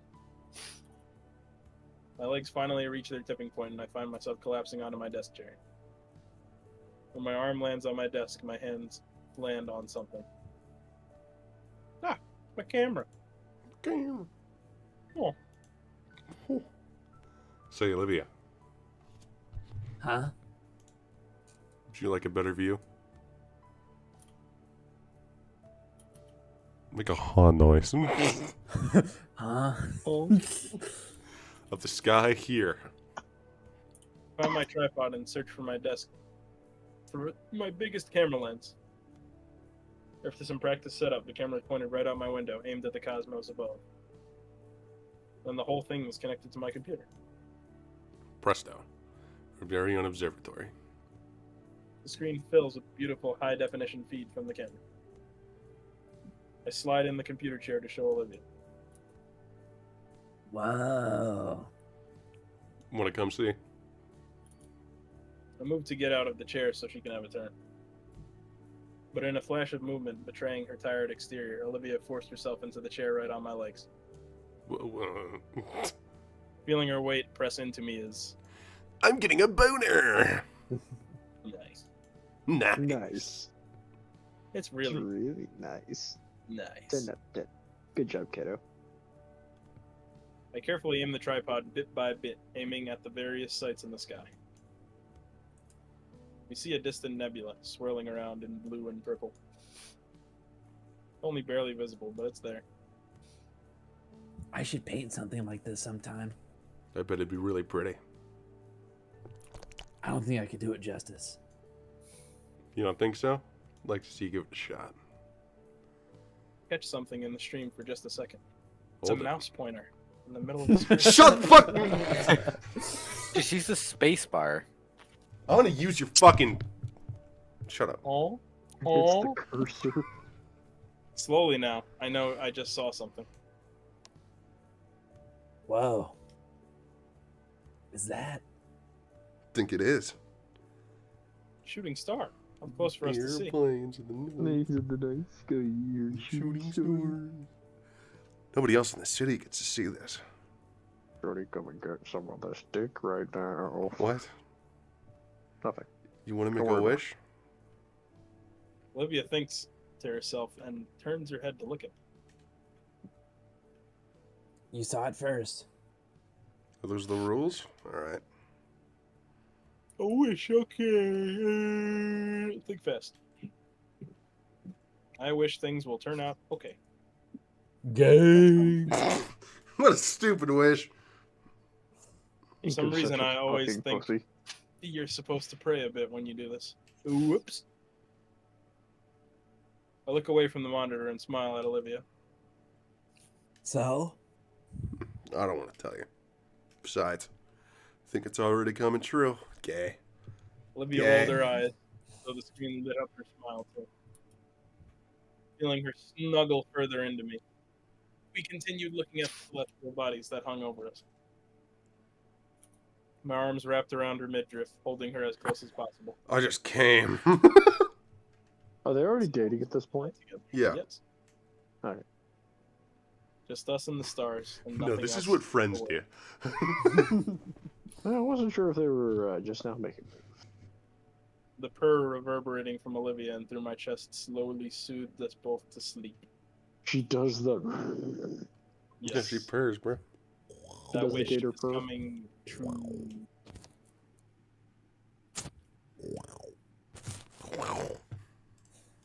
A month has passed. Holy shit! Since that night. She's pregnant. Chapter 19. This has got to be the end, bro. It has to be. I held Olivia, she held me, and things are okay, just for a while. I want to fuck that gator. After everything she'd been through, Olivia needed something to help lift the burdening weight from her shoulders. Thankfully, the next day marked the beginning of winter break, and we ended up spending most of it together. Because she's cold. Most of the time, it was just hanging out at each other's houses, watching shows and playing games. She even taught me how to get guts to perform tricks. It was simplistic, but those intimate moments with her were memories I'll cherish for as long as I live. I even got to spend Christmas and New Year's with her and the Payne family. It was the closest thing to having a real family I've experienced in years. In those 2 weeks, I never felt more connected to Olivia. Time marches on, though, and She died. She fucking hung herself. the future draws closer day by day. The first semester ended last week, and this week, along with the new syllabus for this semester, are we going to have a whole nother semester? It's impossible. We've also been giving our college prep packets. We're only halfway. Oh my god, imagine. I could not do this another fucking 5 streams. Along with a number of different application forms. There's so many that my cramped backpack can't fit them. Looking through the varying sheets, I feel confident in most of my choices. Most of which are within the city. And I hope... Oh, here's my stop. Holding the 2 overfilled folders to my chest, I make my exit and head for my usual destination. Minding the numerous papers in my arms, I gently push open the door to the Payne residence. Hi, Bochu. It's open. I know, Randy, next. The head of the house and Vinny are at the dining room table working on his homework together. hey, Inky, Livy's in her room. Vinny, stay focused. Thanks, Vinny. That boy I ruffle... ain't right. Exactly. I ruffle the little dino's hair as I pass him by. She naked. Pushing through God, my I hope girlfriend's so. bedroom door, I come to see her. Naked. God, oh, look at me. It's probably fine for me to ignore your iframes and one-shot bird-looking sword. She's playing Did I Dark cut out Souls? for all of that? Raging once again at one of her laptop games. If it makes you angry, why don't you switch to another game? No, I'm almost enjoying my anger. Exactly. Inko doesn't fucking get it. Jesus. She snorts and shuts the game off, twisting around so I can hug her on the bed. Hey, Inko. Hi. Wanna bang? Yes. Olivia sweeps her laptop aside to give me room. I allow my backpack to drop to the floor and set one of the overpacked folders on Olivia's lap. She groans and flops backwards.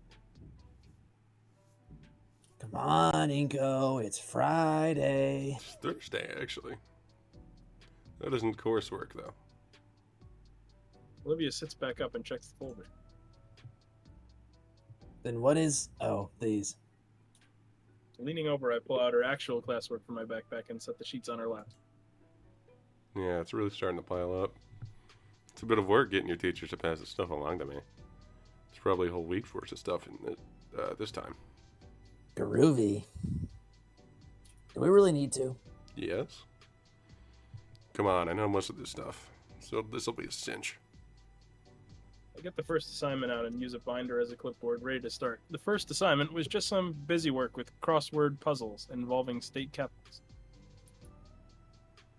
While Olivia lazily drags her mechanical pencil across the page, filling it out, I bring it up. I miss you. At school. It's not the same without you around. School's been back in session for nearly a month now. At first, Olivia was eager to return. Then she just skipped a day. Then 2 days.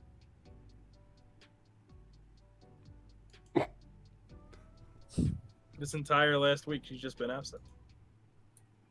Ever since that night, she's just lost more and more motivation to graduate. It's the least I can do to try to stop it. I'm willing to help her here. Davey and Liz miss you too. Sorry, I'll probably go tomorrow. Probably. Livy, I'm worried for you. You're right at the finish line. It scares me seeing you get senioritis like this. It's not senioritis. Well, it sort of is. He does a little hand gesture and sighs. I just don't see the point. Nothing I'm going to do benefits from a high school diploma. Right? I don't think that's true. Can't be too sure of anything. Olivia blows air out of her nose. I place a hand on Olivia's shoulder. Please, Olivia, just do this. For me. For me? She stares back, a twinge of fear in her eye. All right. Just for you. I'll consider it. Can we fuck already? Thanks. We keep working away at the pile of assignments. A few papers in, Olivia thinks to boot up her laptop and play some ambient metal for us. She occasionally asks my opinion on a song, self-conscious if I like it or not. At a point, Mr. Payne lets us know he's heading out for some errands. This is pretty nice, getting to teach Olivia what she'd miss in her classes and keeping her up to speed. Dare I say, the schoolwork is even relaxing. Less so the busy work, more so we're together. About halfway in and an hour later, there's a loud knock at the door. That doesn't sound like anyone's here, knock. And yeah. Dill? Yeah. Could it be a package delivery? I'll go get it then. I give Olivia's shoulder a little rub while I get up. She tries nipping my sleeve. Oh. It's still pretty cold out, so I shouldn't take too long to get it. If it is a package, it may be something that's not You're good being to leave out. investigated for truancy. Damn. I open the door. It's a gun. Oh. Oh. It's not how I wanted to see right now. Hey, Inko. Instantly, my enthusiasm is drained. What is it? He's starting to shiver in the freezing, huddling to himself.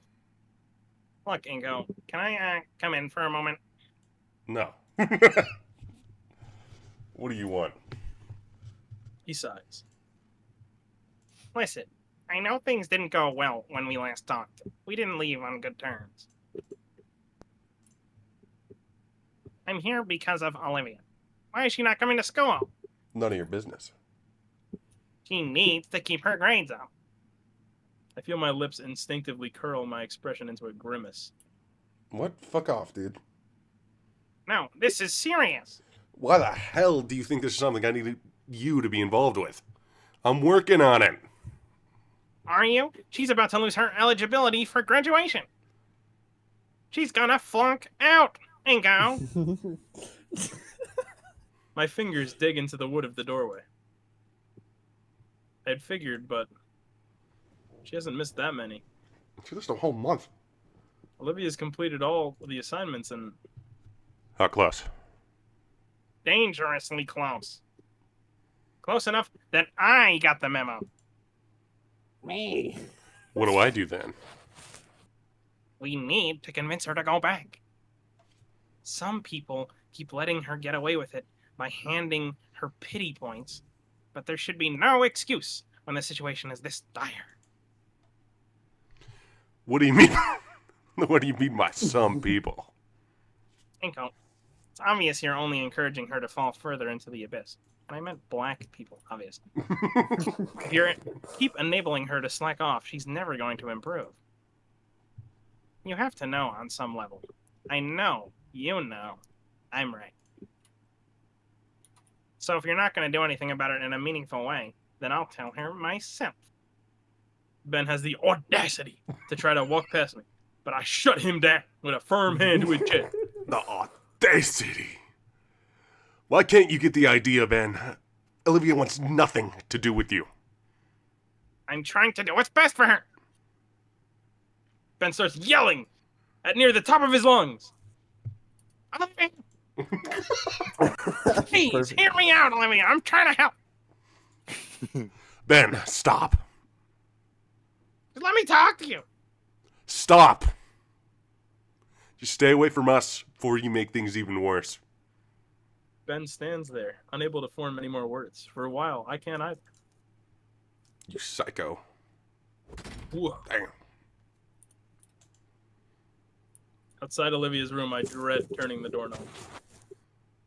If I'm lucky, she just cranked up the music that whole time and thinks that was just a delivery. It's a nice little fantasy. I know better than that, though. The music's already turned off. She turned it down when I opened the door. And she fucking hung herself. I sigh and open up. She fucking hung her. Yay! Olivia's huddled on the bed, holding her knees tight. uh, All my work is crumpled and torn, cast aside off of her bed. Damn it. I was close. Olivia. Sorry. Red, I swear to God. I can't. He can't stop messing with his mic. I ignore the sound of the paper being crushed beneath my foot. My arm slowly wraps around Olivia, drawing her to my chest in a gentle hug. Through her wobbling gasps of breath, let me smell your breath. She whimpers a mantra of apologies. We're so close. I think. Biting back a frustrated growl, I instead focus entirely on comforting Olivia. We were managing, at least. Today would have been the day. But Ben. Fucking Ben. With the clearing shake of my head, I return my attention to Olivia, who has finally quieted down. Olivia. Her arms hold her legs more tightly. It'll be fine, Olivia. Her arms ease. We'll figure things out. I promise we'll figure things out. Oh, The rest of the school year is a blur to me. what? Days turn Pretty into quick. Weeks turn into months. It didn't even hit me that I was graduating until the day finally came. Being handed my diploma, shaking Scalar's hand, it felt almost surreal.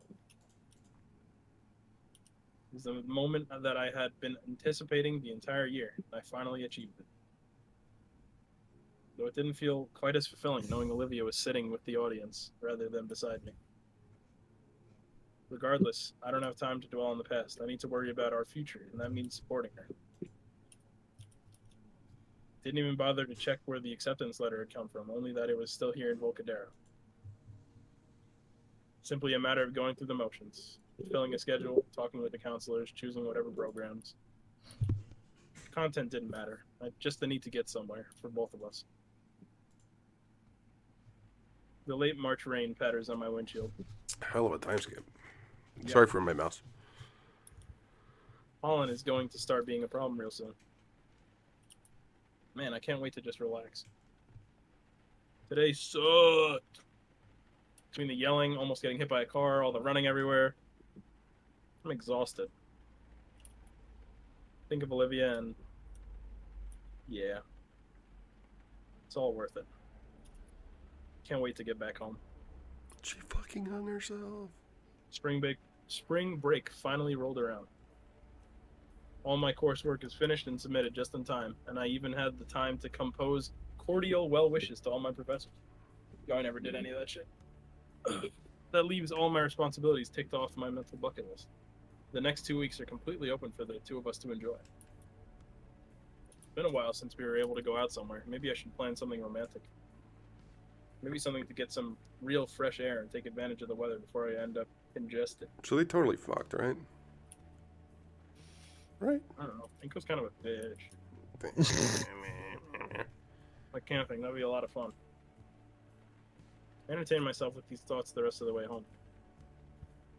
The lo-fi hip-hop station. No, oh my god. It just keeps getting worse. Olivia's recently gotten into it and wanted me to give it a listen. Oh my god. Gotta say, it's pretty good. Finally, I arrive at my flat. Bruh. It's a smaller, cozy place. Not that I can't afford something more luxurious. It's just something that spoke to Olivia and I. I shift the car into park and pull the key from the ignition, sighing and I walk in. I open the door. Oh, your mic's fucked, dude. 1 2 3 1 2 3 testing Yep. testing. Yep. Yeah, it what? worked. Yeah, bad. It Yeah, worked. good. It worked. A small staircase later, and I'm at the front door, unlocking it quickly and stepping inside. It's quiet as usual. Olivia is usually working around this time too. I Wani test that mic. I quietly push her door open. Oh my god! Wow! She didn't hung Sat herself. quietly in front of her drawing tablet, carefully painting a dramatic landscape. The colors of the digital screen shine off her visage, tinting her gentle smile with all sorts of exotic colors. My ear! I caught her at a good time. She looks stunning. Seeing her hard at work, combined with the ambient lighting in the room, is a painting all on its own. When she sees me, the corners of her mouth pick up, and I see a bit of that sparkle in her eyes. She waves to me and mouths out a silent message. I made club sandwiches. Yours is in the fridge. I return a thumbs up.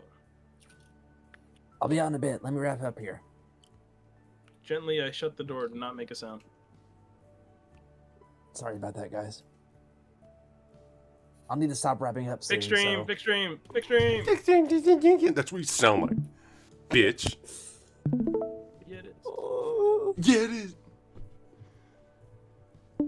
Yo, Olivia been smoking that pack. Oh my god. Our kitchen gets a decent amount of use, but it is kept pretty tidy. Every now and again, when I see some culinary doodad, I'll pick it up for Olivia. I open the fridge. Inside is a leftover pizza box, a half-gallon of milk, a stray can of soda, and some dwindling bags of fruit. I guess Olivia used the last of our actual food for lunch. I need to go shopping soon. And of course, the sandwich Olivia made, wrapped all fancy for me. There's even an olive spiked through the top with a toothpick. It looks good. I grabbed the soda and shut the door.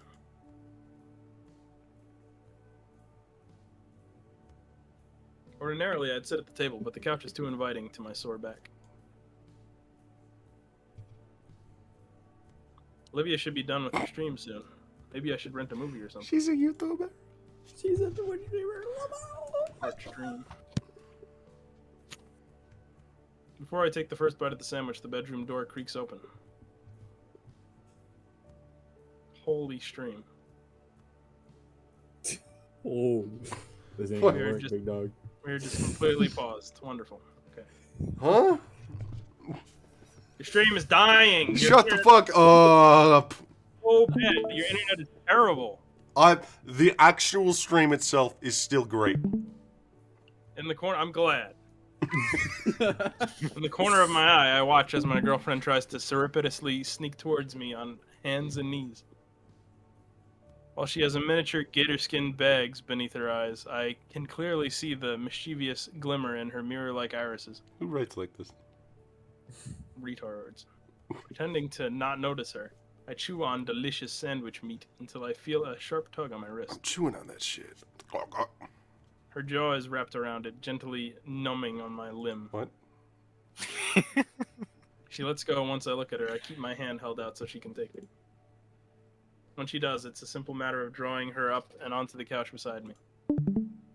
She sniffs the air and follows the smell to my club, which she also nips at. Hey. Give me some. One bite. Ah. One human bite. Huh. She crunches off the other end, and I follow up with my next bite.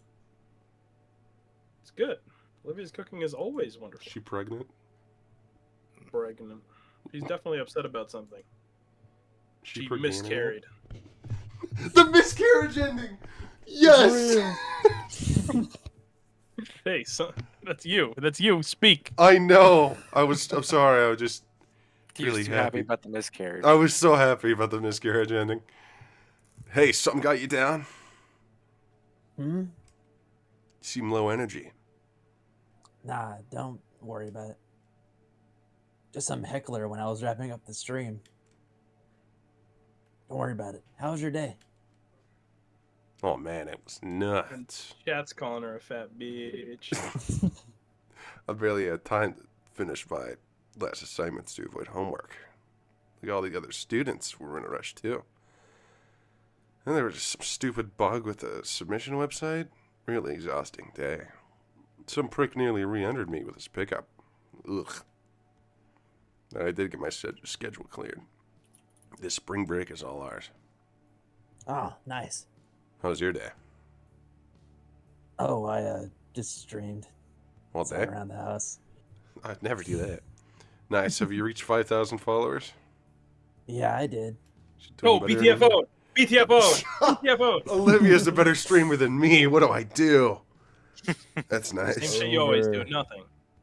Hopefully her career takes off soon. Truthfully, I worry for her a bit. Oh, yeah. I was thinking we could arrange a day out sometime. Go on a little vacation and a break. Oh, yeah? Yeah, does that sound like fun? Mm, Come on, we need to get out more. I went out last week. Damn.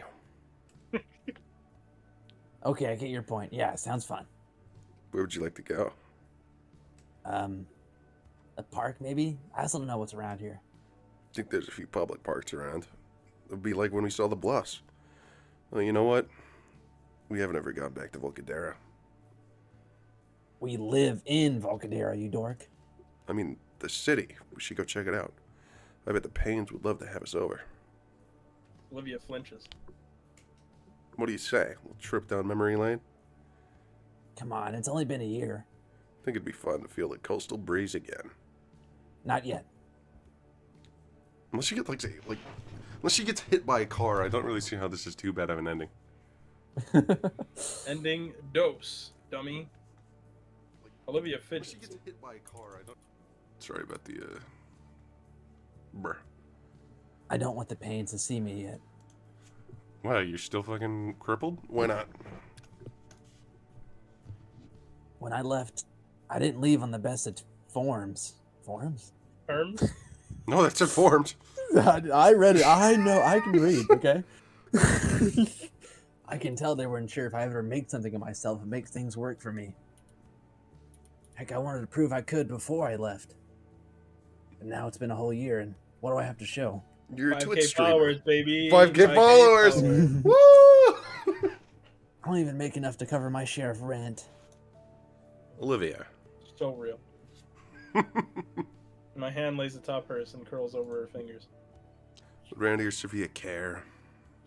Well, Come on. We both know they'd love to see you again. Her fidgeting eases and a smile creeps slowly on her lips. Right foot creep. yeah. I guess. I'll shoot them a text later, okay? She looks up and nods happily.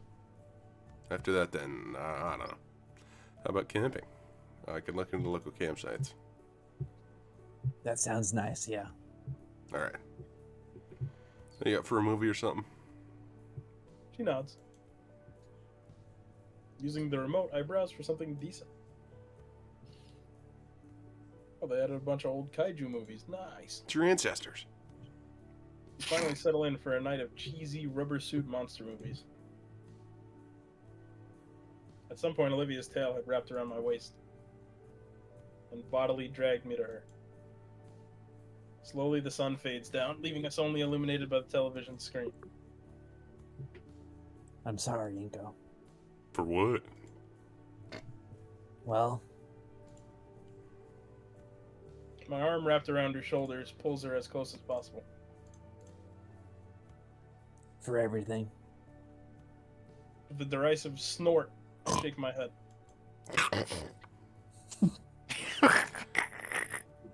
You haven't done anything to be sorry for, Olivia. Exactly. I've done nothing. You dumb bitch. Even in the duskiness of the room, I can see her hurt-filled eyes. I plant the most chaste of kisses on her nose, eliciting a giggle from her. Why did someone say yo DSP in the stream? Yo, get fucked up. Fuck you. I wouldn't say that. Snort some more. You've done so much more than you know. For me, goes unsaid. But Olivia gets the message, and her head sinks into my chest. Can my head sink into her chest? Yes, it's a bit difficult to pull my phone out of the way, but I manage. No new phone. I thought you were rich. Svi, would you like to have lunch or something tomorrow? It has sentimental value. What are you doing? Sending that text. This is Oh Pete. no, get the hell out of here. Oh, this is me. Hell nah. Oh, absolutely, sweetie. We haven't heard a thing from either of you for so long. Why don't we get brunch?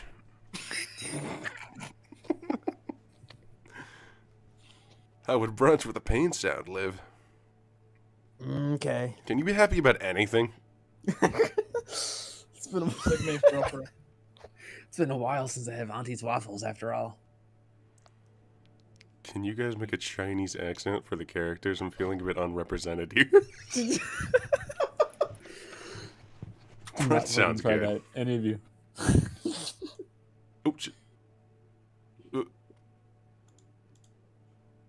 Wonderful. Remember, BRUNCH. Okay.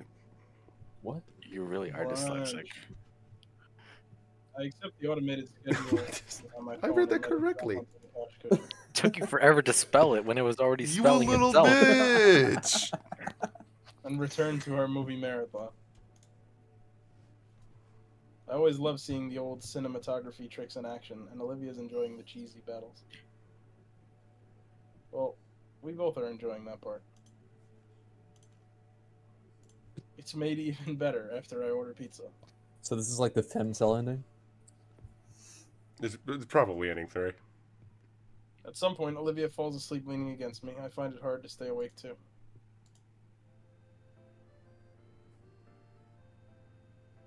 The morning sun greets us as we exit the flat together. I take the moment to bask in its warmth, breathing deeply the crisp spring air. Sneeze, brother. Sneeze. Me? Yeah. Excuse you, Inko. That kind of hurt me. Good. My hand is quick to rub my nose clear of any pollen. Keeping went through a Bethesda route. I hope they fix the art in this game, because I'm not fucking with these PNGs. For real. Sorry, Liv. Anyway, where are we heading first? Olivia ponders it as she wheels herself to the car. She sways idly in her chair, really considering where we'd spend the morning. Finally, she speaks up when I hold open the door for her. Well, Auntie Soph said it'd be a brunch. Got a couple hours. Olivia climbs into the passenger seat carefully as I hold her wheelchair for her. It becomes second nature at this point to collapse the chair and store it safely in the back seat. I kind of wanted to take a trip down memory lane. Memory lane. Got it. Got the directions? Now in the driver's seat, Olivia has her phone out and connected to the car's older radio. The old financial district first, then. Why are you never happy, woman? With a nod, I shift the car into reverse and carefully back out of our parking space. Once we're on the road proper, Olivia sets up the tone of our trip. The song is fast and upbeat, with just a hint of packiness. That's not how you spell that? Packy knees? I have no idea. Glancing at her, I see that she's checked out completely, her eyes cast on the passing view through her mirror. She won't be for too long, thankfully, since getting back home is easy if you know which back roads to take. As we pass through a congested section of downtown, Olivia lowers the music and speaks up. Inko? I turn to her and see her face pressed to the window. What is it? That building. The one right there. Looking to where she's pointing, I see an older building that's vaguely familiar. After I squint for it way too long, Olivia supplies the answer. It's the old arcade. Her voice is low. Taking a closer look at the building, I finally realized why I couldn't recognize it. Wasn't it only like 2 years ago or something? Not even. 1 year. Did not even. 1 year. 1 year's passed. 1 year and a couple months. What the fuck? The paint looks fresh and there's a different sign above it. Oh, it must have been bought by someone. Yeah. Do you want to check it out? Got the whole day after all. The heavy traffic on the main road, Olivia has the time to consider deeply. Finally, she sighs and shakes her head. Smidge. It's too early anyway. Jesus, woman. In fact, I think it'd be too early for Old Town, too. I doubt anything interesting will be open. Oh. Well, any other places you want to see? The light ahead finally changes and we start down the street again, but Olivia's eyes never leave the old arcade building. It's when even I can't see it from the rear view window that Olivia decides. I'd like to see the bluffs, actually. It might look nice early in the morning. That is a bit more of a drive in a totally different direction. But Sounds good. turning the steering wheel to the side, the car starts down another side road toward the highway. Are you excited to go hiking again? Hiking? I mean, we don't have to walk the entire thing, do we? I do. Just figured it'd be nice to do it again. I suppress the word exercise from my mind. It'd be nice to recreate our first real date. Yeah, it would. Jesus, woman. Silence washes over the car as we both silently reminisce on our visit a year ago. I need this fucking attitude. Seems like so long ago now. Is that even any though it's fucking just been a year. attitude? Yeah. As I slow to a crawl in response to a silver SUV cutting me off, Olivia begins tapping on my arm furiously. Inko, look! Huh? A tractor trailer slams into the front of her car, obliterating us completely. I thought that's genuinely what I'd said for a second. I shift my gaze to follow. To our left lies our old high school, St. Hammond. Oh wow, I didn't even recognize where we were. Can we stop and visit? That'd be fucking weird. No. It's a Saturday. It might still be open. There's clubs on Saturday. There are some cars left in the parking lot. It's like the opposite of Fang in Ending 3.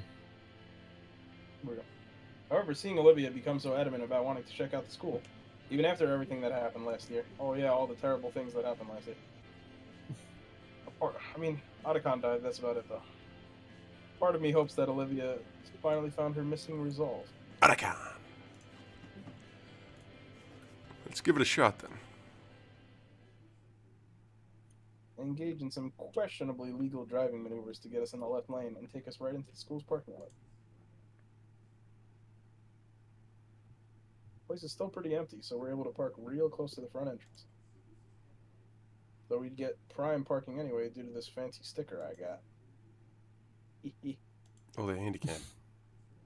I quickly look around for a place to park, pulling to the side of the road, turning the vehicle on. I step out of the car and make for the trunk to set up Olivia's wheelchair. Doesn't take long before we're taking the short walk up the path. The mural is as beautiful as ever, looming over us like the sacred guardian of the school. There are lights on inside. Olivia hesitates, hovering her hand just above the door handle. She pushes in, and the cool air-conditioned breeze is let out, along with the very familiar scent of the facility. I hate school so much. Are we allowed to just go in? Probably not. Fairly. Inside, it looks like how we left it. It's only been a year, buddy. Is it really okay for us to be in here? Olivia glances around nervously and shrugs. I don't know why we wouldn't.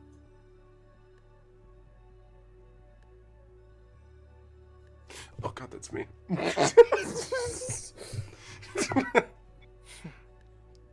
Well, normally students are supposed to call ahead and wait for a reunion. Olivia jumps. Miss Scalar? Hello, you two. What brings you back to Cinnamon? Oh, well, it's spring break for me, so we wanted to take the day and just go around. I see Inko. Are you on break too, Olivia? Yeah, I'm in college and I'm on break. The silver eye is cast downward for a moment. Olivia? I'm on break too, Miss Scalar.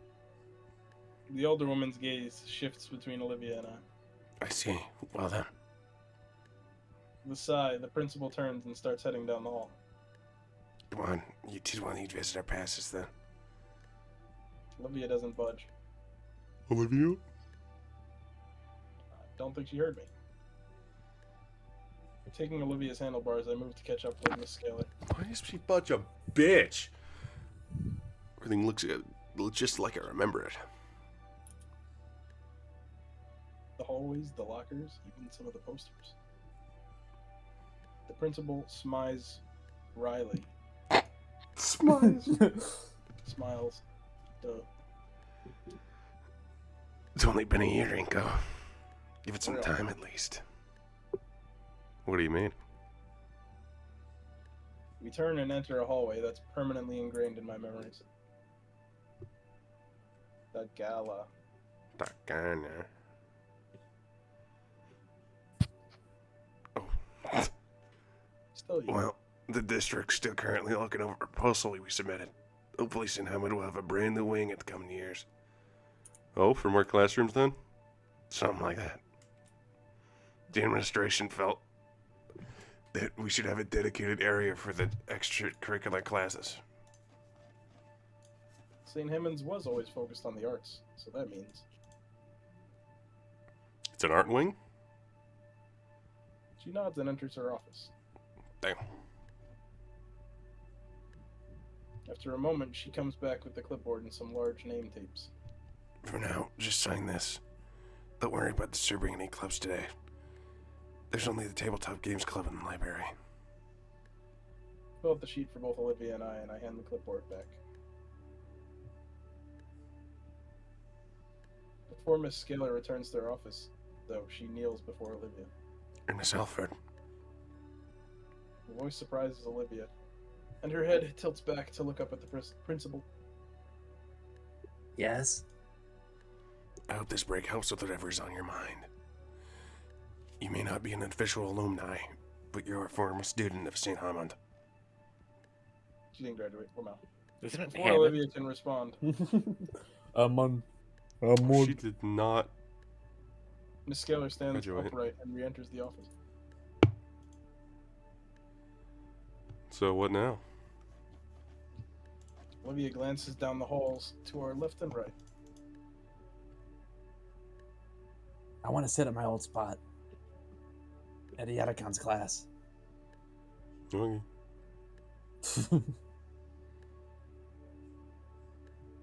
Olivia lets go of my wrist with her tail and starts moving herself along. I follow closely behind, remaining silent so I don't break her focus. It's clear that there's a lot of emotions boiling through her. She looks up the staircase and then continues to the elevator around the corner. Oh, I didn't think this far ahead. We don't got the key, do we? If you need, I can hurry you up. Olivia reaches into her chair pocket and pulls it out. She still had it. Why did she have the key? Oh, the elevator key. The elevator door slides open like it always has for us. Another bout of nostalgia waves over me. Of all the times Olivia and I rode it. One memory stands out though, both of us huddled together in fear and The one drawn background. the door opens and I breathe in the fresh outside air again. I always loved the open hallway up here. Olivia rolls ahead past the rooms. 231, 232, 233. I think this background was spent the longest in terms of design-wise. Yeah. It looks really nice. 234. Only all the games look like this. Olivia stares at the nameplate. It now reads Miss Frizzer. What the frizz? No way. Mrs. Frizzler. She sighs. After a moment, I reach ahead and open the door for her. Sticking at your yacht for the Is that Frizzler. the real Miss Rizzler? Inside is pretty similar. There's obviously some new decorations. The teacher's desk has a different clutter of papers on it. But it's the same classroom. Olivia rolls inside. I watch her carefully move the chair by her old desk so she can use it. But still, should I enter? After a moment, she glances at me. She pats the desk next to hers. Been granted entry. I am well aware there are 21 people watching. When I take my seat, bits and pieces of my second day here surface within my mind. It's still here. Olivia's finger is tracing something. It's a little In a indent. year. Yes, it's still there. Whatever it is. The one she used as an inkwell. How'd you ever get away with doing that? The teacher was cool with it. She smiles. We both stare ahead to the front of the classroom. It's like the two of us showed up early for the day. And any minute now, an energetic Ptero will waltz in, dramatically flapping his wings. There to take us on another learning adventure. Ready to give it his all to teach us the values and craft of art. Gotta sit up for this, jeez. Olivia doesn't cry. For once. Her fingers weakly tap against the desk. But she doesn't cry. After a while, she speaks up. You ready? Are you? She looks over with a slight smile. Yeah. I get up and push our chairs back in their original spots. Leaving, I turn around for one last look. I know Olivia is as well. It probably really is the last time. Unless you guys do this again next year. I gently shut the door behind us. Bye. Bye. Ending 3. ... We ended up taking a short tour of the rest of the school. Seeing the sights once more, the auditorium, the atrium, even the cafeteria. I got us some of our old favorites from the vending machine.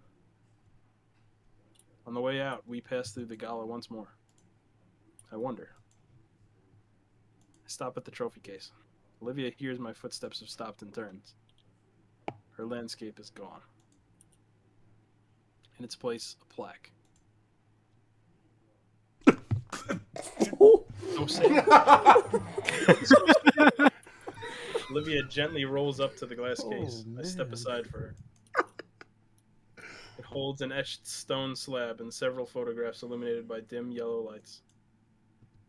Surrounded by all the award-winning works of art by his students.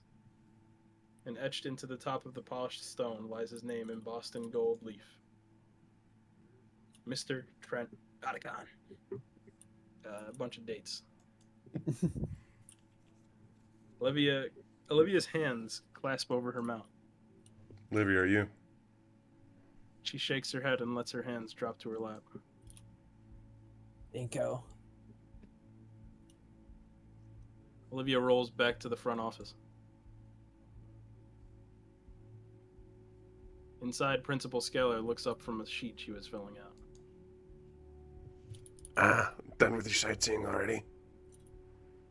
Though her tone is shaky, Olivia smiles and nods. Yes.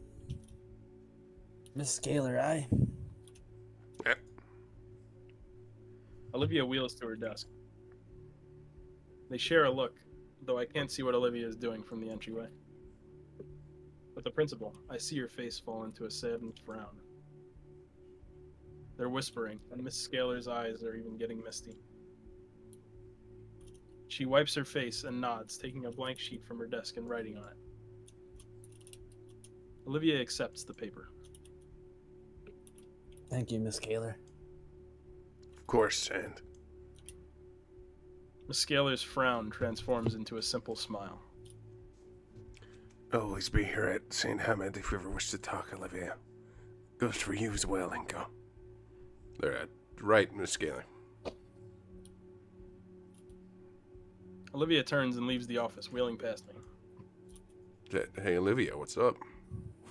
She doesn't respond, instead heading straight for the school's exit. She planted a bomb. Following after her, I And then finally she catch a hung glimpse herself. of Olivia's face. Her face is set with determination. I have to move ahead and hold the doors open for Olivia, who beeline straight for her parked car. Olivia, wait up. She finally stops next to the passenger door and turns to me. What's going on? Sophie isn't expecting us for another hour. Good. We have time then. What, are we going to the fountain? Of course. Time? Do you want to go somewhere else? Yes, I need... Her voice hitches, but she still forces the words out. I need to go see him. See who? She thrusts the paper forward for me to read. Ooh. His grave? Yeah, we're nearly there. It's not that far away, only a 10-minute drive. You know, I saw the actual graves of the Columbine students. I just Cool. I just needed to say that. Nice little fun Well, the fact. combination of dread and anticipation makes it feel like 10 hours. In the seat next to me, Olivia stares at the elevator, key in her hand. Part of me thought she would have return date. Maybe someday. It's not like they can't just make another for a few dollars. It's just important to her. Hope it doesn't rain. As we pull into the parking lot, I take a hold of her other hand. I can feel the nervous vibrations through our connected palms, and yet her fingers intertwine with mine tightly. It's a solemn place. The grounds are well kept, but still creep up onto the old pavement. I help Olivia out of the car once more. The wind is picking up a little. We pass through the arching metal gate. She looks around at the sea of tombstones, completely lost. How are we gonna find it here? These are always fantastic. Why does she look like that? I wouldn't change a thing. I don't know. Let's just start. Should ask for more details. Don't worry, we have time. I'm sure they're alphabetical. I push Olivia along the gravel trails, past rows and rows of graves. On rare occasions, a small mausoleum. Without the plot number, we have to scan over each tombstone carefully. Jesus. Olivia's breathing picks up. There! He's doing the fucking emoji face. I think it's that one. She's pointing to a small tombstone 1 row ahead. Without hesitation, I pivot and push Olivia forward to it. It's a similar plaque to the one at the school. My ears. Instead of engraved gold letters, it's simply carved into the stone.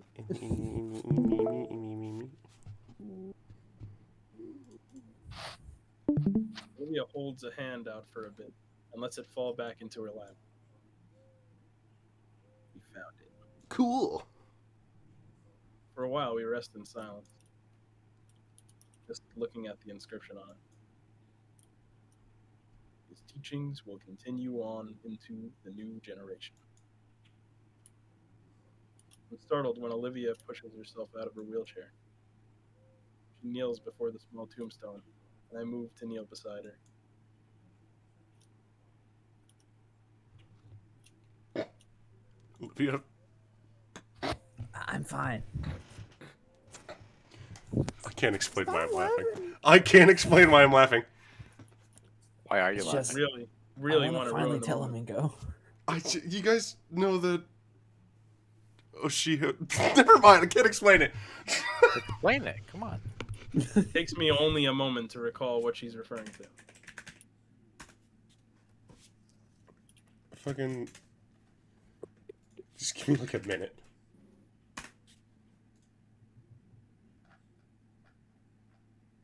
So how's that weather? Yeah, me too. Just give me a minute, dude. Oh my god, it's not showing you the fucking photo. No, Bruh. we'll never. I found the photo.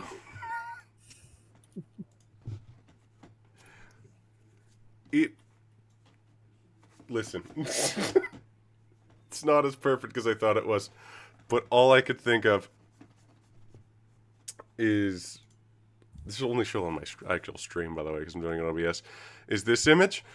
And that's why I was laughing. I have no fucking... Whatever. No, it doesn't. Yes, it At all. Not You're at an idiot. all. But just continue. Jesus. It was nearly a year ago. That night invades my dreams from time to time. You're such a fucking autist. Jesus. I nod, laying a hand over her shoulder in solidarity. Really All right, close Olivia. Dream for that. She looks at me and smiles a very fragile smile, and then begins. There. Mr. Yatakan, you were a lot of things for me. You taught me so much. Everything I know when it came to art. And you tried to teach me about myself. Show me a way to live my life that was better than how I was back then. It used to grate on me when you would lecture me about my feelings. But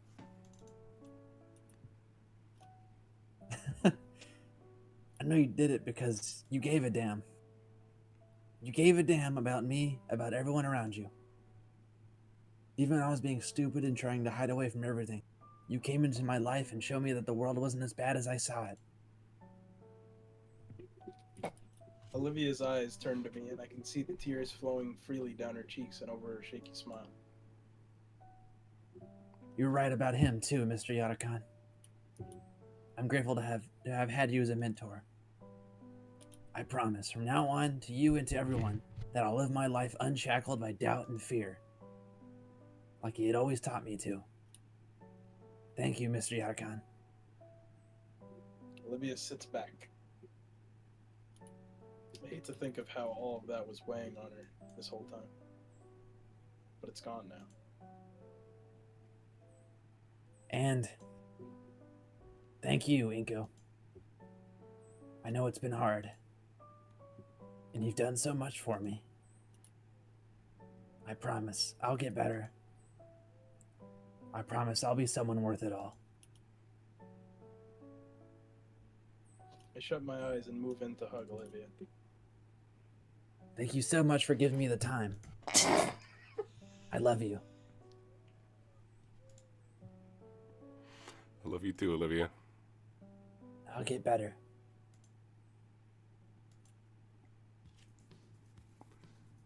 Well, huh?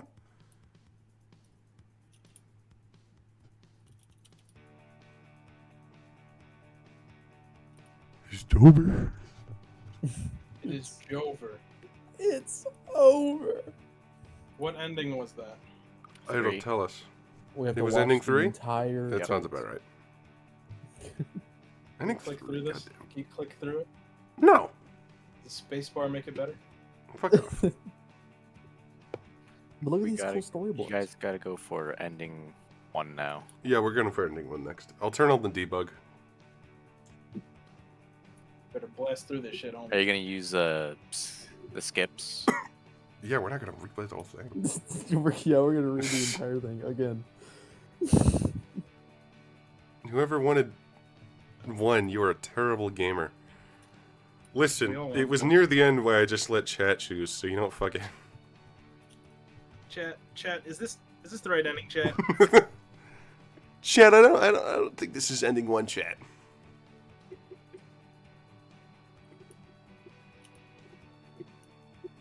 Did you know that Idacon's name is the reverse of one of the characters from Power Rangers?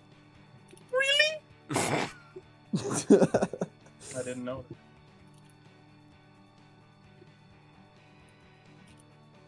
I definitely have my complaints about the game. But I want to see, Nice.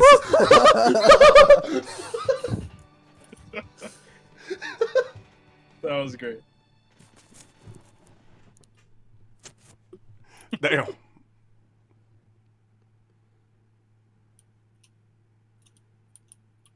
Segs mode when? Ending 2. Okay. That ending was... It was an ending.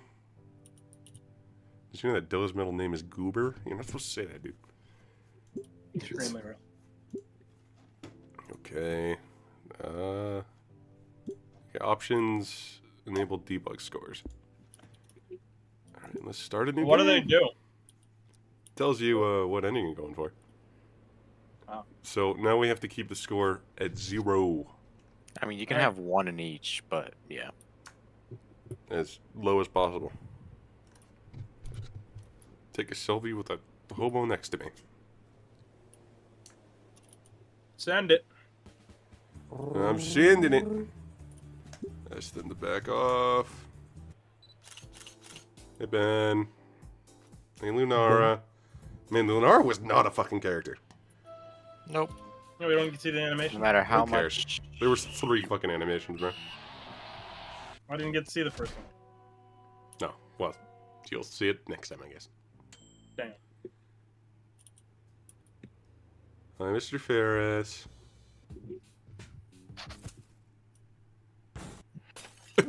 Wonder what the Ben story is. I have no idea. I really thought Mr. Idacon would be a murderer and shit based on the channel. I thought he was a murderer too. Yeah.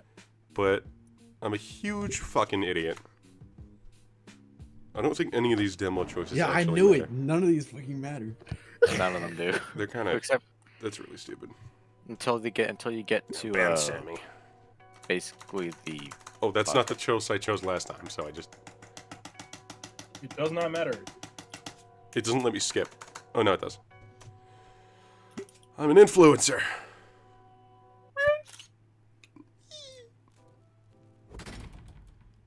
I'm not doing Miss Prockling's voice again. Oh! Come on, please. Get a beanie, bro. Fuck yeah. Hi, Edicon. Haven't seen you in a while. Mr. Otacon. I'm pretty sure the dance with me is an ending 4. Mm-hmm. Because you probably actually get to go to the dance in ending 4. Draw the gator girl on a half pipe. That's what you did last time. Do it again. Oh, shit.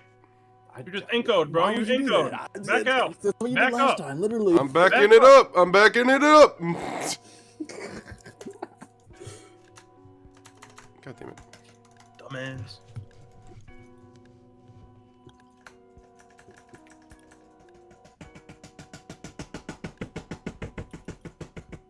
Oh, no. Oh. Man, visual novels are tough. This is the hardest game experience I've ever had. Hi. Oh, that's kind of rude. Okay. What? All this Are is you really- different, I guess. Are you like clicking through this? No, I got to. It lets me skip something. It only lets me skip. Sometimes it'll show the same dialogue, but as if it's new, though. Bruh. It only lets me skip sometimes if I've seen the dialogue or not. I see.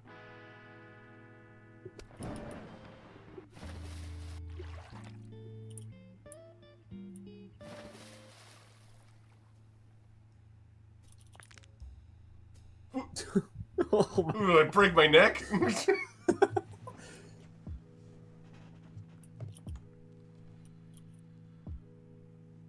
Gator. Yeah, I'll be honest. I really like Okay, that didn't give me any points. Good. We're looking for none. Yo. This new game was definitely better. Just I in like general. Snoop better. She goes anyway. Oh. It felt like it had more growth.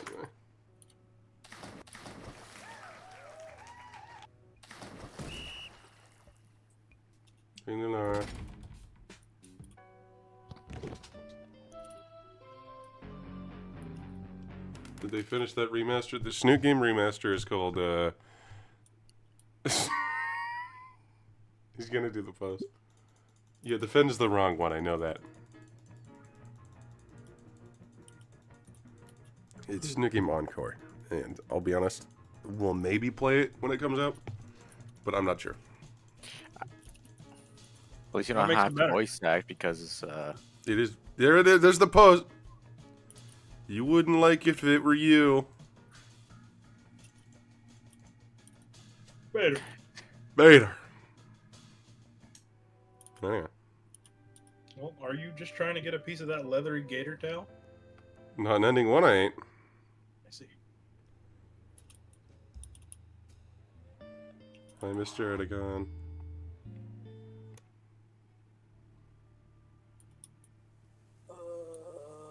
Zap. I do want to know what actually was the. But why do all this? No, that's the right one. yeah, I was surprised by that one too. We accidentally got the right part. Well, the whole thing was about, like, what's it called? Giving her agency. So saying that I can't hate you would kind of be the opposite of that. Well.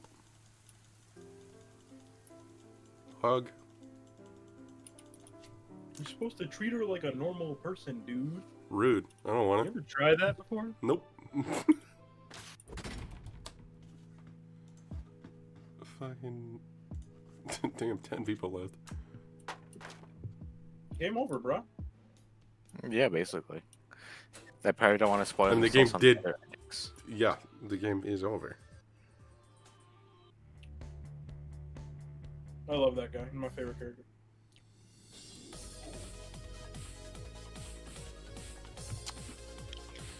Best music. Yeah. Cheering her on is the. Yeah, but wait, which one did you choose? The one that didn't give me anything. Okay, my screen's fucked. Whatever. This party. What's going on? Where's Lucy? Where's my daughter? Yo, that's a good question right there.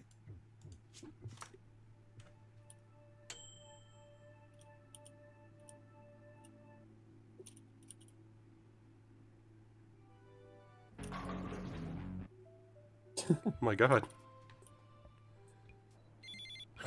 What chapter does it actually branch? That's what I want to know. We can check out the chapter select after this. I should consult the others. Yeah, of course that was the wrong one. It kind of broke it. It kind of broken just a little bit.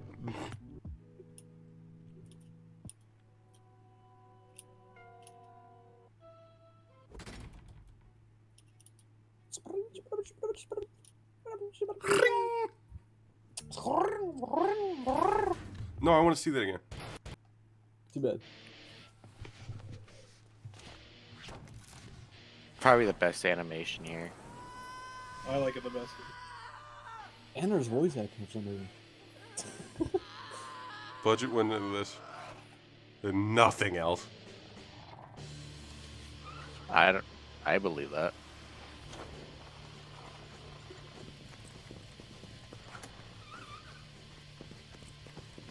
We are getting the first ending, yes.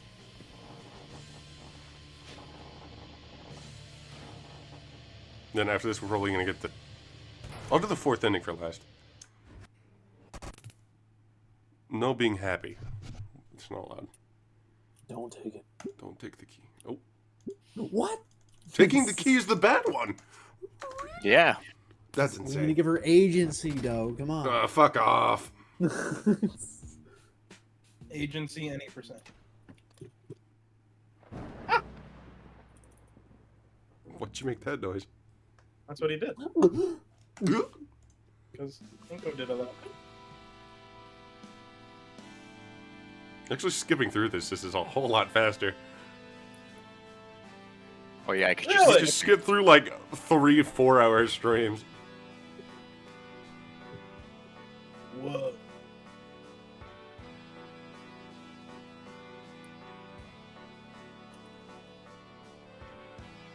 I think it's literally the last time we see Icon, and then he dies after this.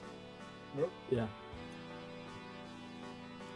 After this, the animation and art went to shit. You're right, it did. I mean, this barely looks like it was finished. Yeah. No, the style here changed just like 5 times. I don't think it was Because intentional. they handed it off to different people. Yeah, definitely. Like, this looks great. Like, I don't know why that looks so good. And from there, it looks like shit. Gaming. I want to find true love. Yeah, of course, that was the wrong one. Damn, we got a lot of wrong choices. I don't think that one mattered. I don't think it mattered. It's the thought that counts. Double tropical tree burger. Oh, you sure? With onion ring. Oh my god. Hold on. He hung himself! Vinny hung himself. No, doo-doo fart.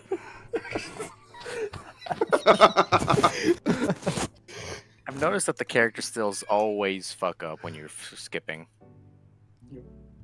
Probably a Renpai thing. Find a Ren pie. It's Renpy. Pie. I'm It calling is pie. Come on. Come on, Olivia, help me out here. None of those matter, by the way. I'm surprised considering this is Inko character development a little bit. Oh, you can't say both is wrong, because I chose a dumb question. Vinny is hanged for his Fortnite crimes. I can't decide who's right. You're my friends. Okay. Ballin' coolin'. Fallen. Malin. Then Mr. Otacon dies. La Mao. What is going on there? What are you guys doing? Oh shit! Okay, that was the right one. The saying the eulogy is. Oop. Nut up or shut up, Olivia. Jesus Christ. He's already dead. You're not going to bring him back. We've already done this. I mean, technically, there's probably new dialogue here that we're missing. It's over.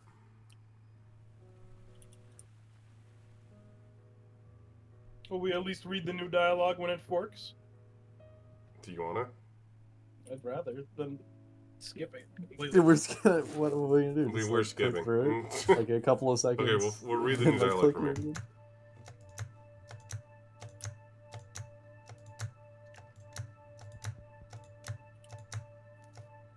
I mean, we should read it once it starts branching out. Yeah. Oh, Yeah. oh my god! Oh my shizness! Woo. I think I just busted. Leave her be. Wait, is giving a kiss goodbye a good thing? No. It don't matter. It doesn't matter. It don't I'll just- matter. Give her a kiss. Fuck. If. Racial segregation! I love racial segregation. Ending why one. is this new? Ending one! Oh, we got locked in. Oh, it's over. Locked in. Okay, I think this is all new. What the hell happens now? It's probably Well, not now. it doesn't let me skip. Well, then click.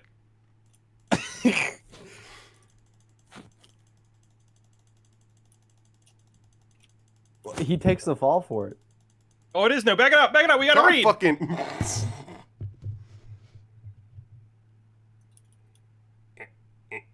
All right.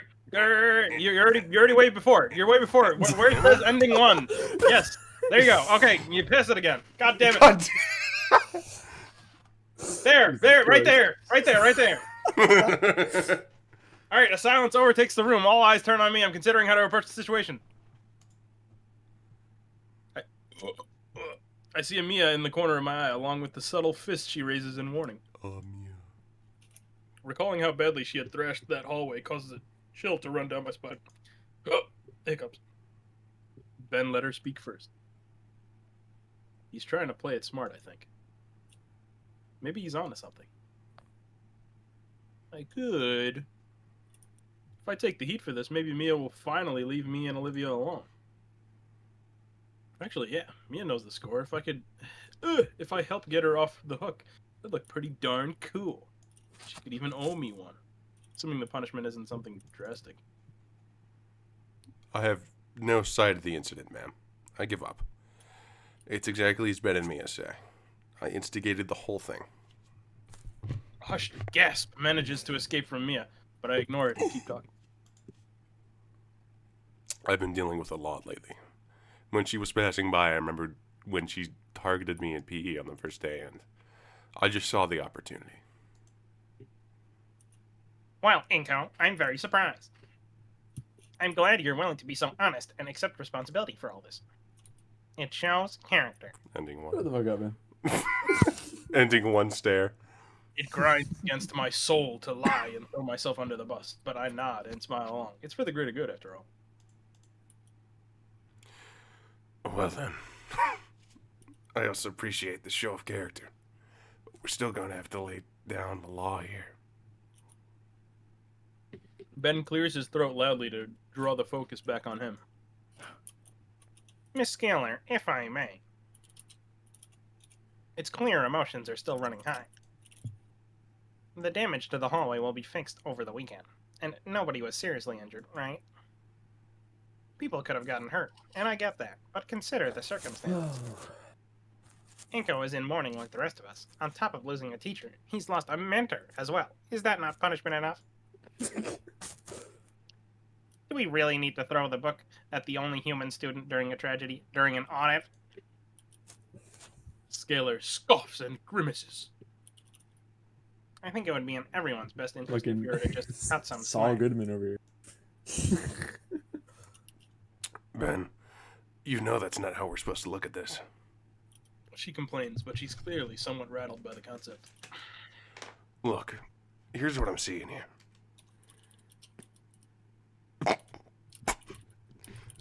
Mr. Nino had some grudge against Miss Moretti, which he acted on with the camera flash.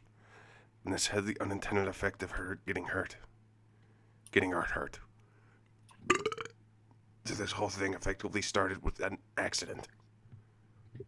Yes, that sounds about right. Scalar turns her gaze to me next. I nod my affirmation. Then Scalar looks at Mia afterward, her eyes narrowing like daggers. Ben discreetly nudges Mia with his elbow. Okay. Come on. Oh yeah, that sounds like what happened. Right. And why did none of you come forward about this earlier? Enko and Mia are both friends of mine. They were confiding in me about the situation. They both apologized to each other that day already, and such. Scalar's glare comes my way once again. You forgive each other? Otacon taught us both about forgiveness, ma'am. That was good. Scalar's glare switches back over to Mia. That was poggers. And you, Miss Moretti? Mia stares right back, the tears turning in her head. Ben tries to nudge her discreetly again, but she doesn't seem to take notice. I feel myself start to sweat, and I think Mia would rather take the punishment than admit any sort of fault.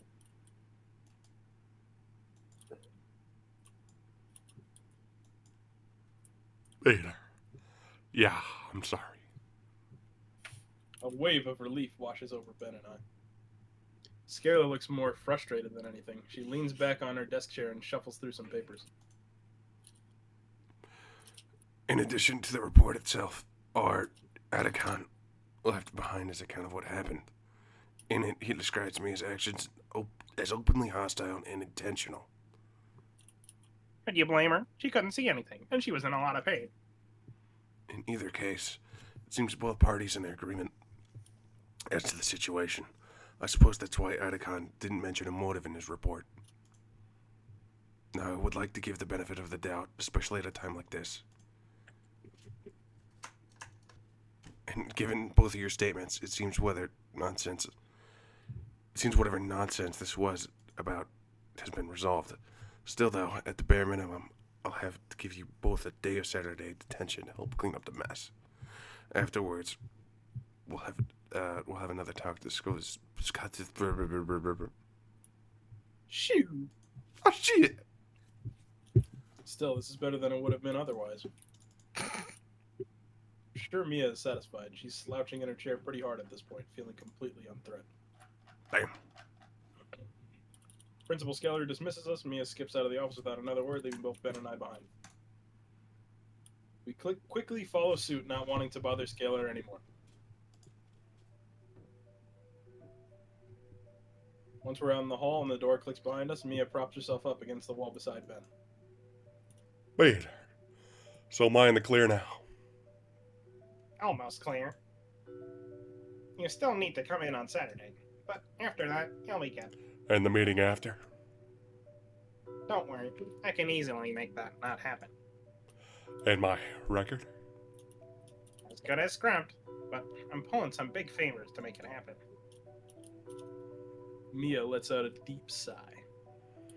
This is why I love you. Ben's face turns fuchsia in the seconds, and yet he's wearing the largest of smiles. Thanks. In the blink of an eye, Ben is now the one up Oh. against the wall, Mia looming above him with her hand right beside his head. Oh my. Just wait till later, Benny boy.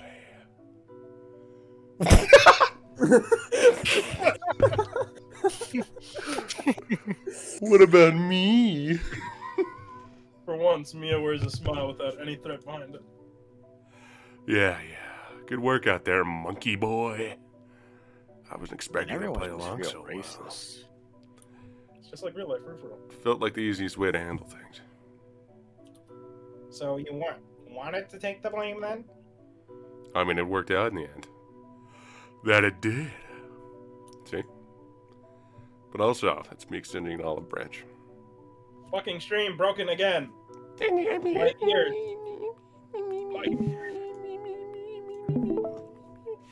Shit, bro.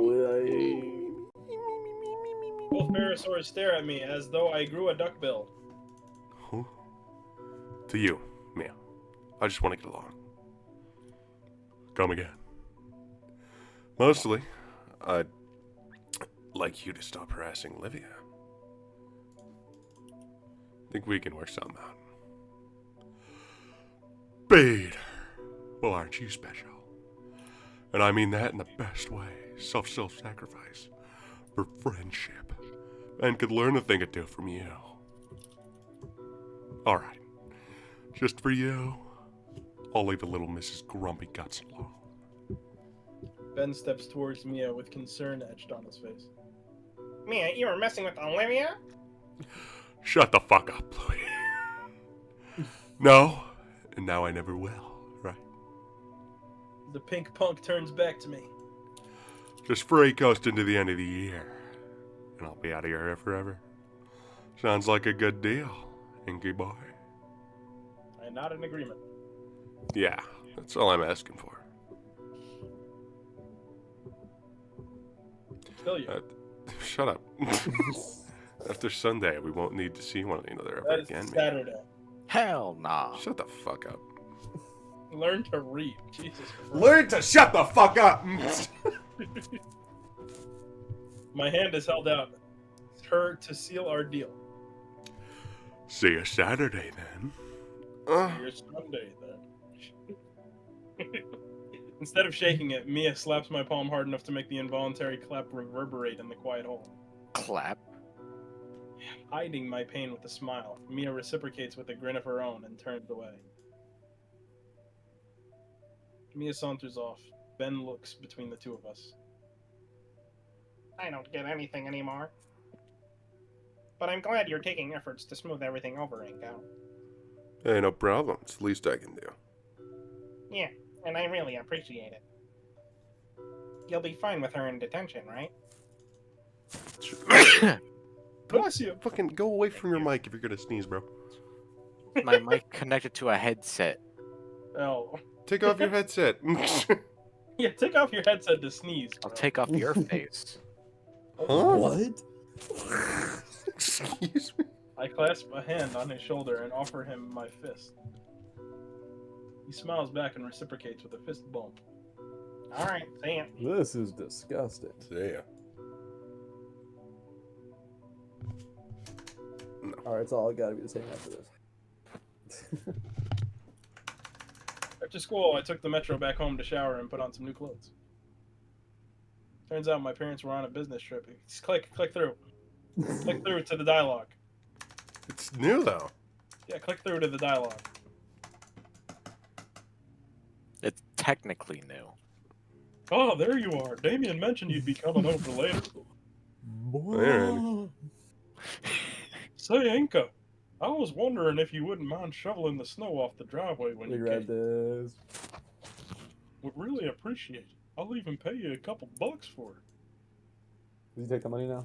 No. No need for the payment, sir. It's the least I can do after coming to announce again. Thanks a bunch, really. Okay, let's see if any of this is new, actually. I think It's the same this dialogue. is the same shit. But it's ending one this time. She's not hung herself. She's fine. She's fine.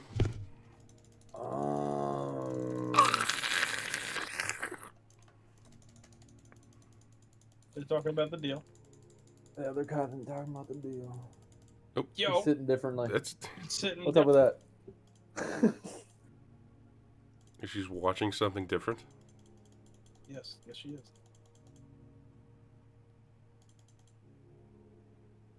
Oh, I guess he just leaves immediately. It's all new. Okay, well now the chat's mad that we're skipping. Yeah.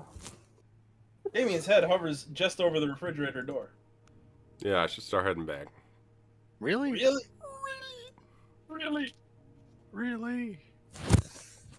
With a quick whop of his tail, the fridge is closed and Damien comes to me Wet-ass offering one of his pussy. prized cans of soda. Olivia wasn't looking so hot when I checked on her earlier. Aren't you worried about her? No. Accept the offered beverage with a nod. She's fine. She just wants some time alone.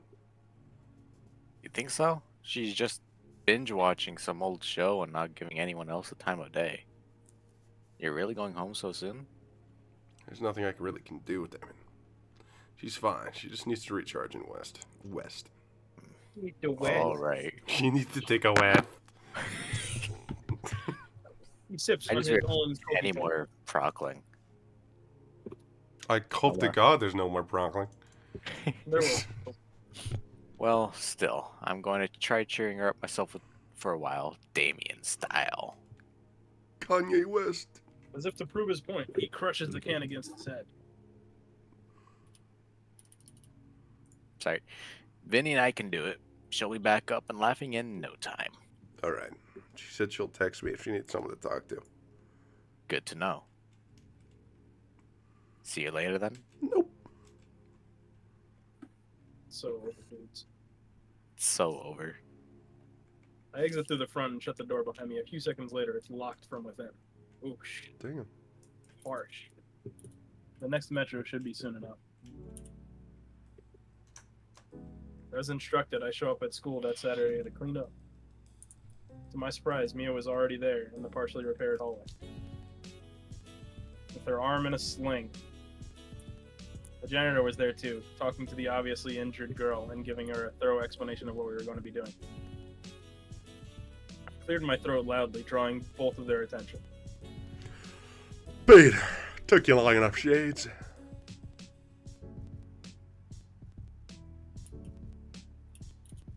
What's to be the I'm not repeating myself, just go. I heard most of it, sir. Yeah, you get a work like that? Shouldn't you be at home if you're hurt? Oh, I should be, yeah. But Ben or Scalar would get on my case.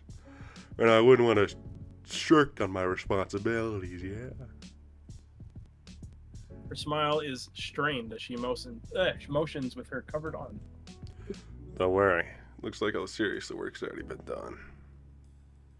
Save for the set of lockers still on the floor. From the looks of the hallway, most of the serious damage had been dealt with over the month. The janitor rolls his eyes and holds out a pair of push brooms. I take them both. Did you give her a dustpan, sir? Sure, I can do this part myself. Oh, thanks, Ingo.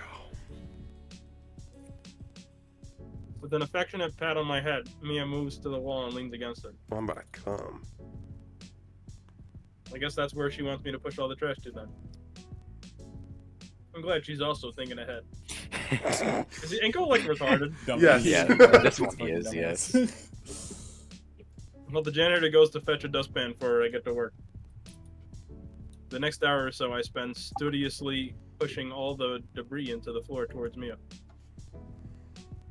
Every time I look up, she offers a smile and a thumbs up, and occasionally hear her cheer me on. Jesus. At least I think it's cheering. Her voice and tone are hard to read at times. Maybe ending one's the one where you dance with Mia. Most likely. I always figured she just naturally sounded sardonic. My arms are starting to ache once all the trash is ready to be scooped up.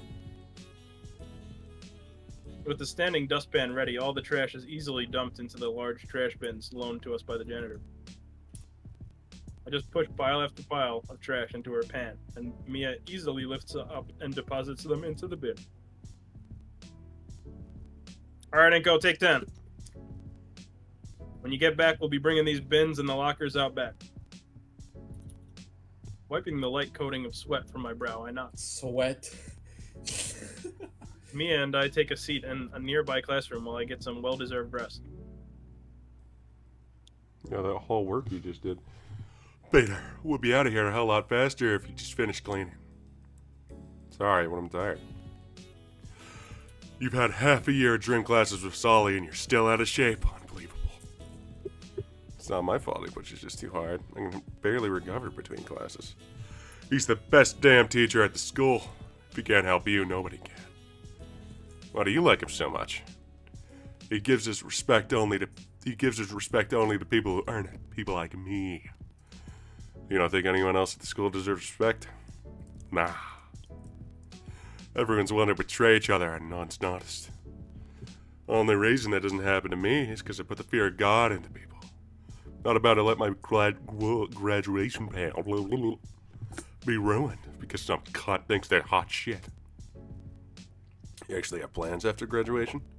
None that involve you. I'll be long gone by the time this place falls apart without me.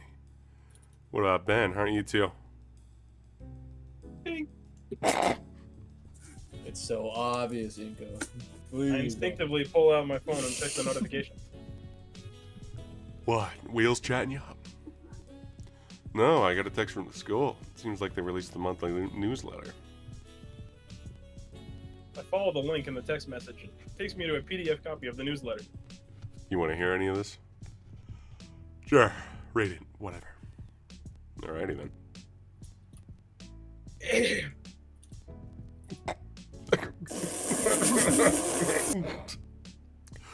Good morning, Feathertails. This week we have the following announcements. Skip anything related to studying or our lazy-ass sport teams. Alright, to all our students, you are invited to St. Hyman High School's winter formal. Immerse yourself in the serene beauty of the wintry night sky with music, food, entertainment, and much more. We will also be hosting a special memorial of St. Hyman's.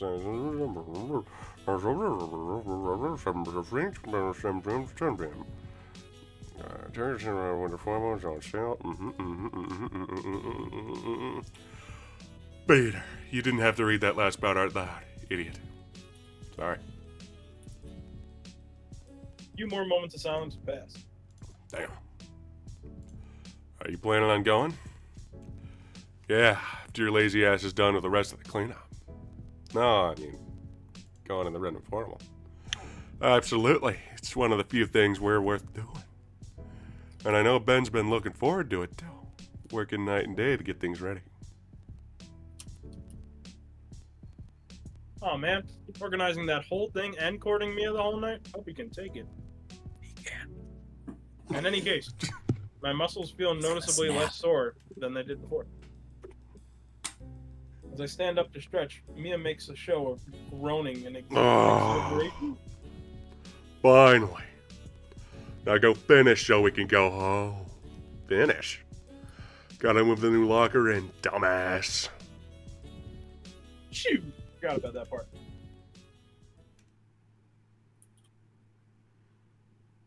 Spend another half an hour moving the filled trash bins while Mia serves a kind of moral support. All that's left of the lockers. I kneel down by the freshly unpackaged metal lockers, my hands braced at their base. For a moment, they don't budge. Come on, Shades. I exert all my strength into my legs. Come on. I'm starting to feel them rise. Oh, come on. While I'm focused on the task of lifting, I notice Mia leave my peripheral vision. The weight of the locker seems to vanish and they rise easily. Now that I'm not straining against the heavy weight, I can look to the other side and see Mia easily handling the majority of the weight of the lockers. Damn, you a bitch, Nico. She must have taken some painkillers during our break. He's so fucking stupid. Sweet, we're done. Are you okay, your arm? Go get the janitor, Shades. Not too long after, our chaperone examines our work and lets us go. Mia and I are both escorted out of the building by our school security guard, and she wastes no time in rushing towards the school's parking lot and peeling off in her exceedingly loud hot rod. I'm left walking alone to the metro station as always. L.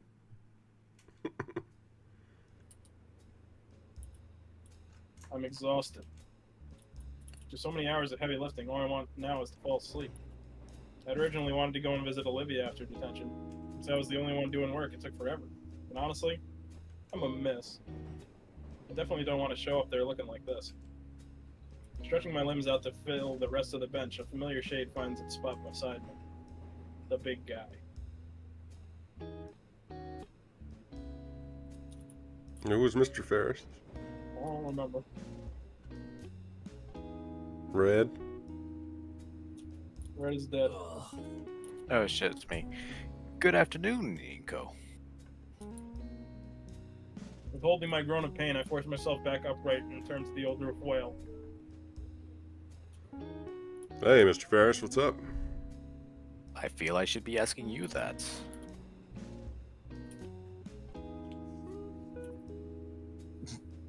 I'm sorry. Forgive my bluntness, but you look out of sorts. My mouth opens to tell him about detention. But I shut up. Yawned it. The hole. Oh, you know, I just had a busy morning, sir. The whale bellows his own groan. Yes, I suspect we all have. Had a dreadful meeting this morning. Positively dreadful. What for? His eyes shut in contemplation, reopening after a moment. Suppose it's already public knowledge. Many of the schools in the district have some formal or gala or other event coming up. Of course, since the students are still under our care, there are strict guidelines for these. Frankly speaking, it was meeting spent talking of the follies, Mr. Nito. He chuckles at his own joke. But once again, I'm reminded of the formal. I'd love to take Olivia to it. Yeah, sure. Would that be too much? They aren't exactly dating after all. Wait, what? Yo, We aren't they exactly didn't. dating after all. They do it at the didn't? fountain. No. I mean, that's what happens when you skip. Yeah, It's not like in the movies. He did not confess at the fountain. What a stupid bitch. Maybe I need to reread that article on the situation Oh my ships. god.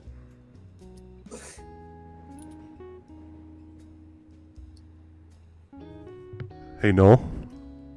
Oh shit. Mr. Nito? Sorry, I was lost in thought. Yes, I could see. Oh my god, you just read! An awkwardness settles in my stomach. It'd be weird to just vent my problems to someone I barely know. He's a G, don't worry. But on the other hand, this is Liz's uncle. Plus, he's a lot older. I'm sure he'd have some good advice. It's at least worth a shot. I wouldn't ask Olivia to the dance, Mr. Ferris. Fuck. I wanted. Fuck is. Well, why is my going off my screen? What the fuck? There we go. What are you talking Miss about? Halford? Well, I think she's a fine young lass, Inko. I know, it's just, I don't know if she'd want to go. Left unsaid was the reason for her current move.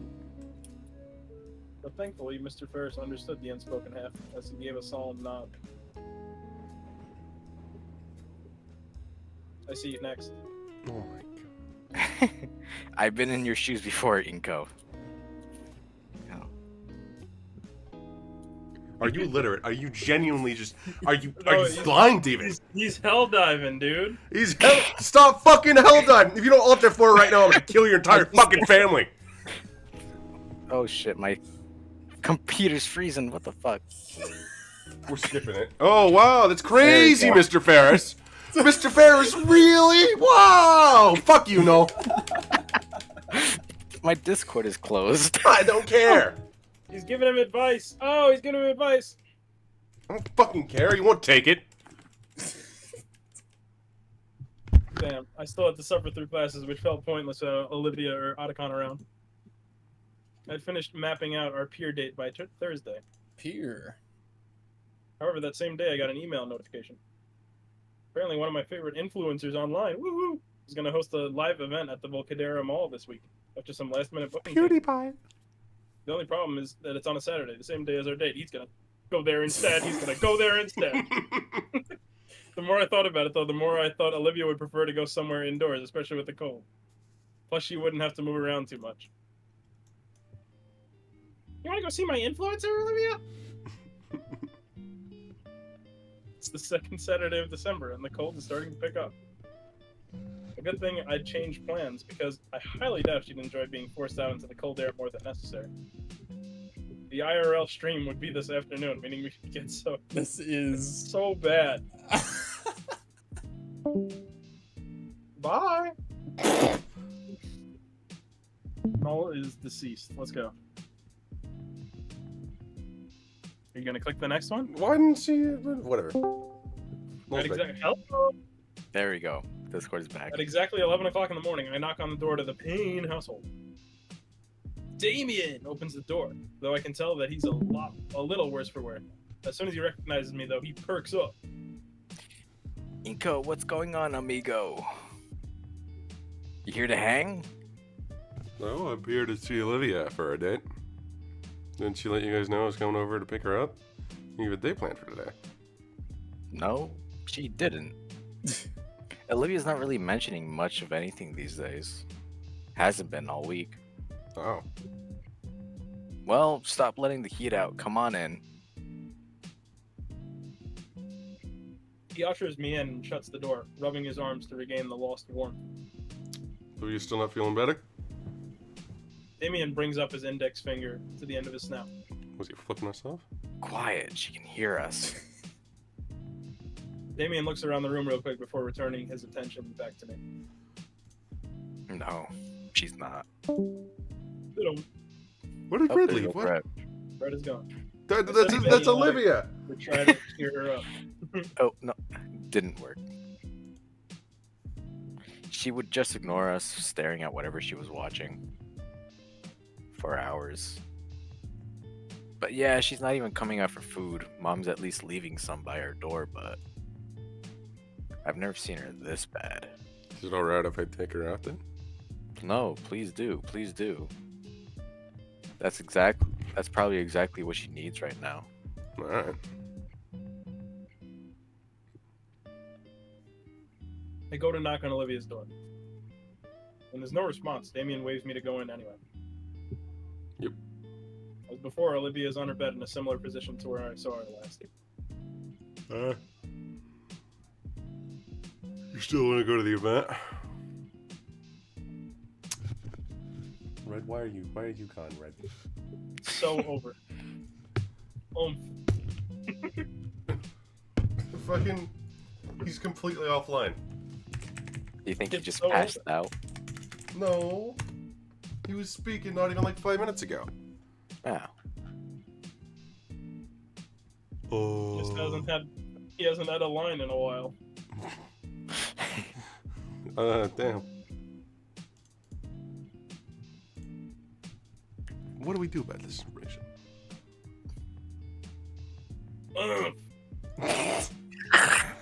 Come on, you wanted to go earlier. You need some fresh air. Okay. And it got no gas in it. Ain't got no gas in it. She gets up, straightening her shirt out. While I looked away to afford Olivia her dignity, I didn't fail to catch the indented marks from her sheets on her scales. Where are we going again? Volcadera Mall. Figured we could watch something together. So, where's your new ride? She gestures Oh, I across the think room. his Discord might have crashed. He's back online. Big ups. No, he's not. On No, my I guess I screen. didn't friend him though. Retard. He's not on my friends list.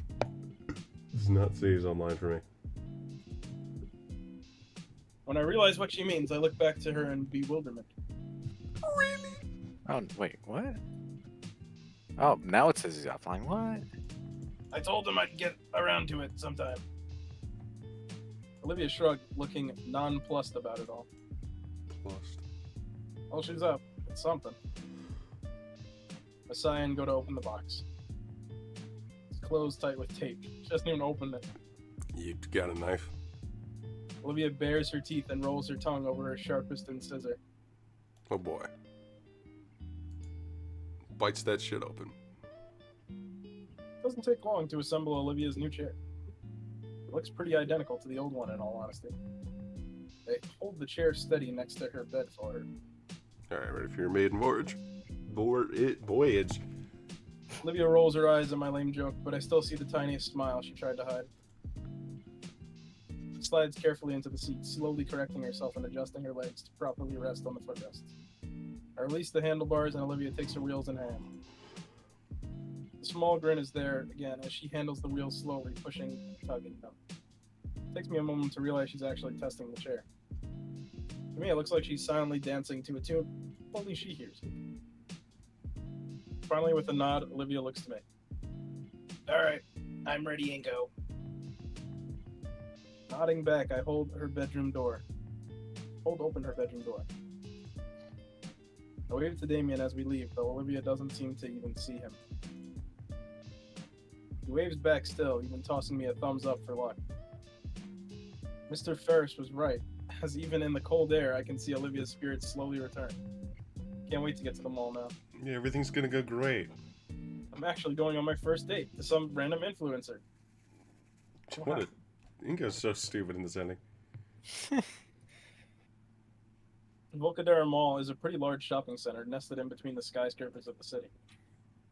Above the first 3 floors of the department stores and restaurants, you can see another dozen for office spaces, all looking down on the traffic below. Working here must be pretty convenient. This place had an apartment building built in you'd never have to leave. That's depressing. Part of that has a certain allure, but thinking it also sends a strange feeling of dread. Man, this is boring. The event is between the food court and the cinema. It's supposed to be a 2-hour meet and greet where he would hand out some merch and let the audience participate in a live review of the movie. It's been a while and we haven't started. The area is crowded with dozens, maybe even 100 other people waiting for Hank. Hank? The other attendees are not exactly the best when it comes to look or smells, for that matter. Hank, you're an ending one, Hank. Most are either on their phones or look like they're about to pass out in their chairs. A few are talking among the other, albeit very obnoxiously loud and spirited. Yeah, let's go with that. Olivia and I were barely able to beat the lunch rush, and the remains of our Chinese fast food lie in a pile on our table. The event should have started half an hour ago. Here is Hank in file. Hank and File. Sounds I always very eerily loved similar to reviews. pedophile.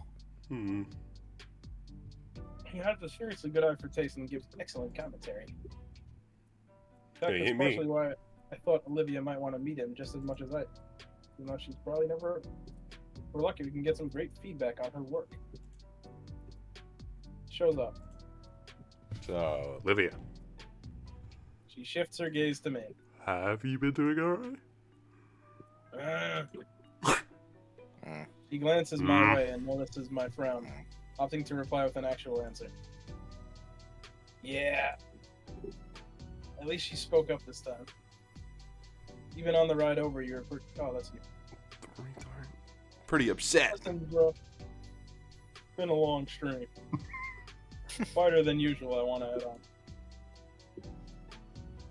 She's mostly back to one-syllable sentences. Thank the Lord. It's like the beginning of the school year. I'm getting a bit concerned. Try to broach the topic, though. Should I even?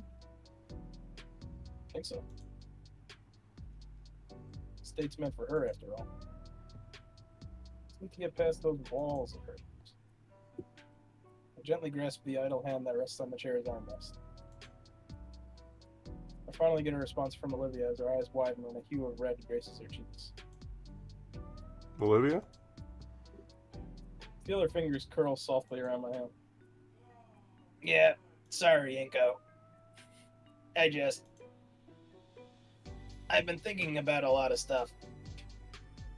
I hate doing a lot of things. I start to feel more confident as she lets down the emotional wall between us. What's on your mind, Livy? Fuck. She scowls at the nickname. Don't use that, Inko. Sorry. What's been troubling you? Her hand clenches and I can feel the tension radiating from her. Fighting back my wince of pain, I simply smiled for her. She fucking hung herself. When's the last time you painted? It's been a while. Just haven't felt like it. I really don't like doing this. even if I did, I wouldn't be able to actually paint anything. You're quitting painting? I didn't say that. I just don't have it in me right now. Ain't got that dog in me. I might again sooner or later.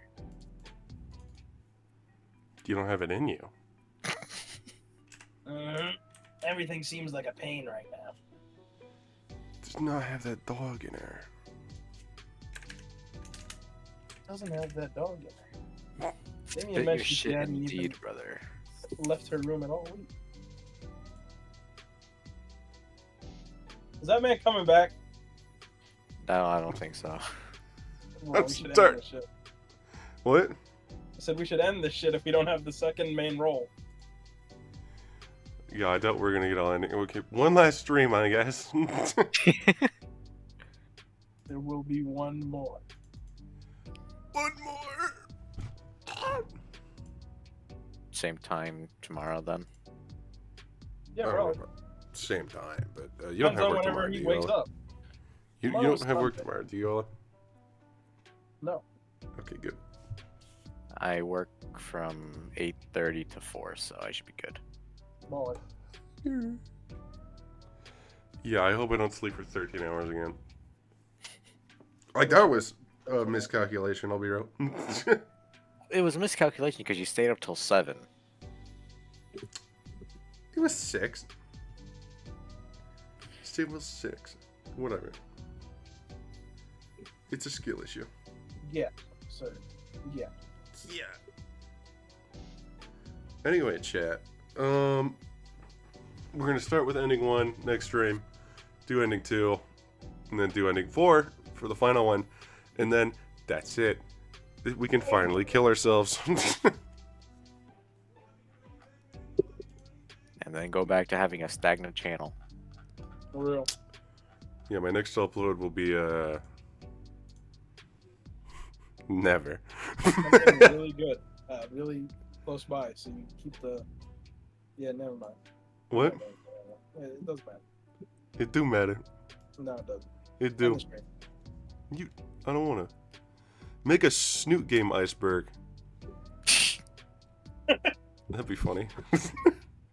I don't know if about the community. Honestly, I showed up a bit late to actually do something like that, though. Well, now you have time, because this is brand new.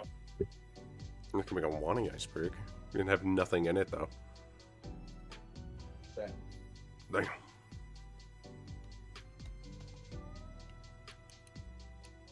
Snoot game. Thanks for watching, broskies.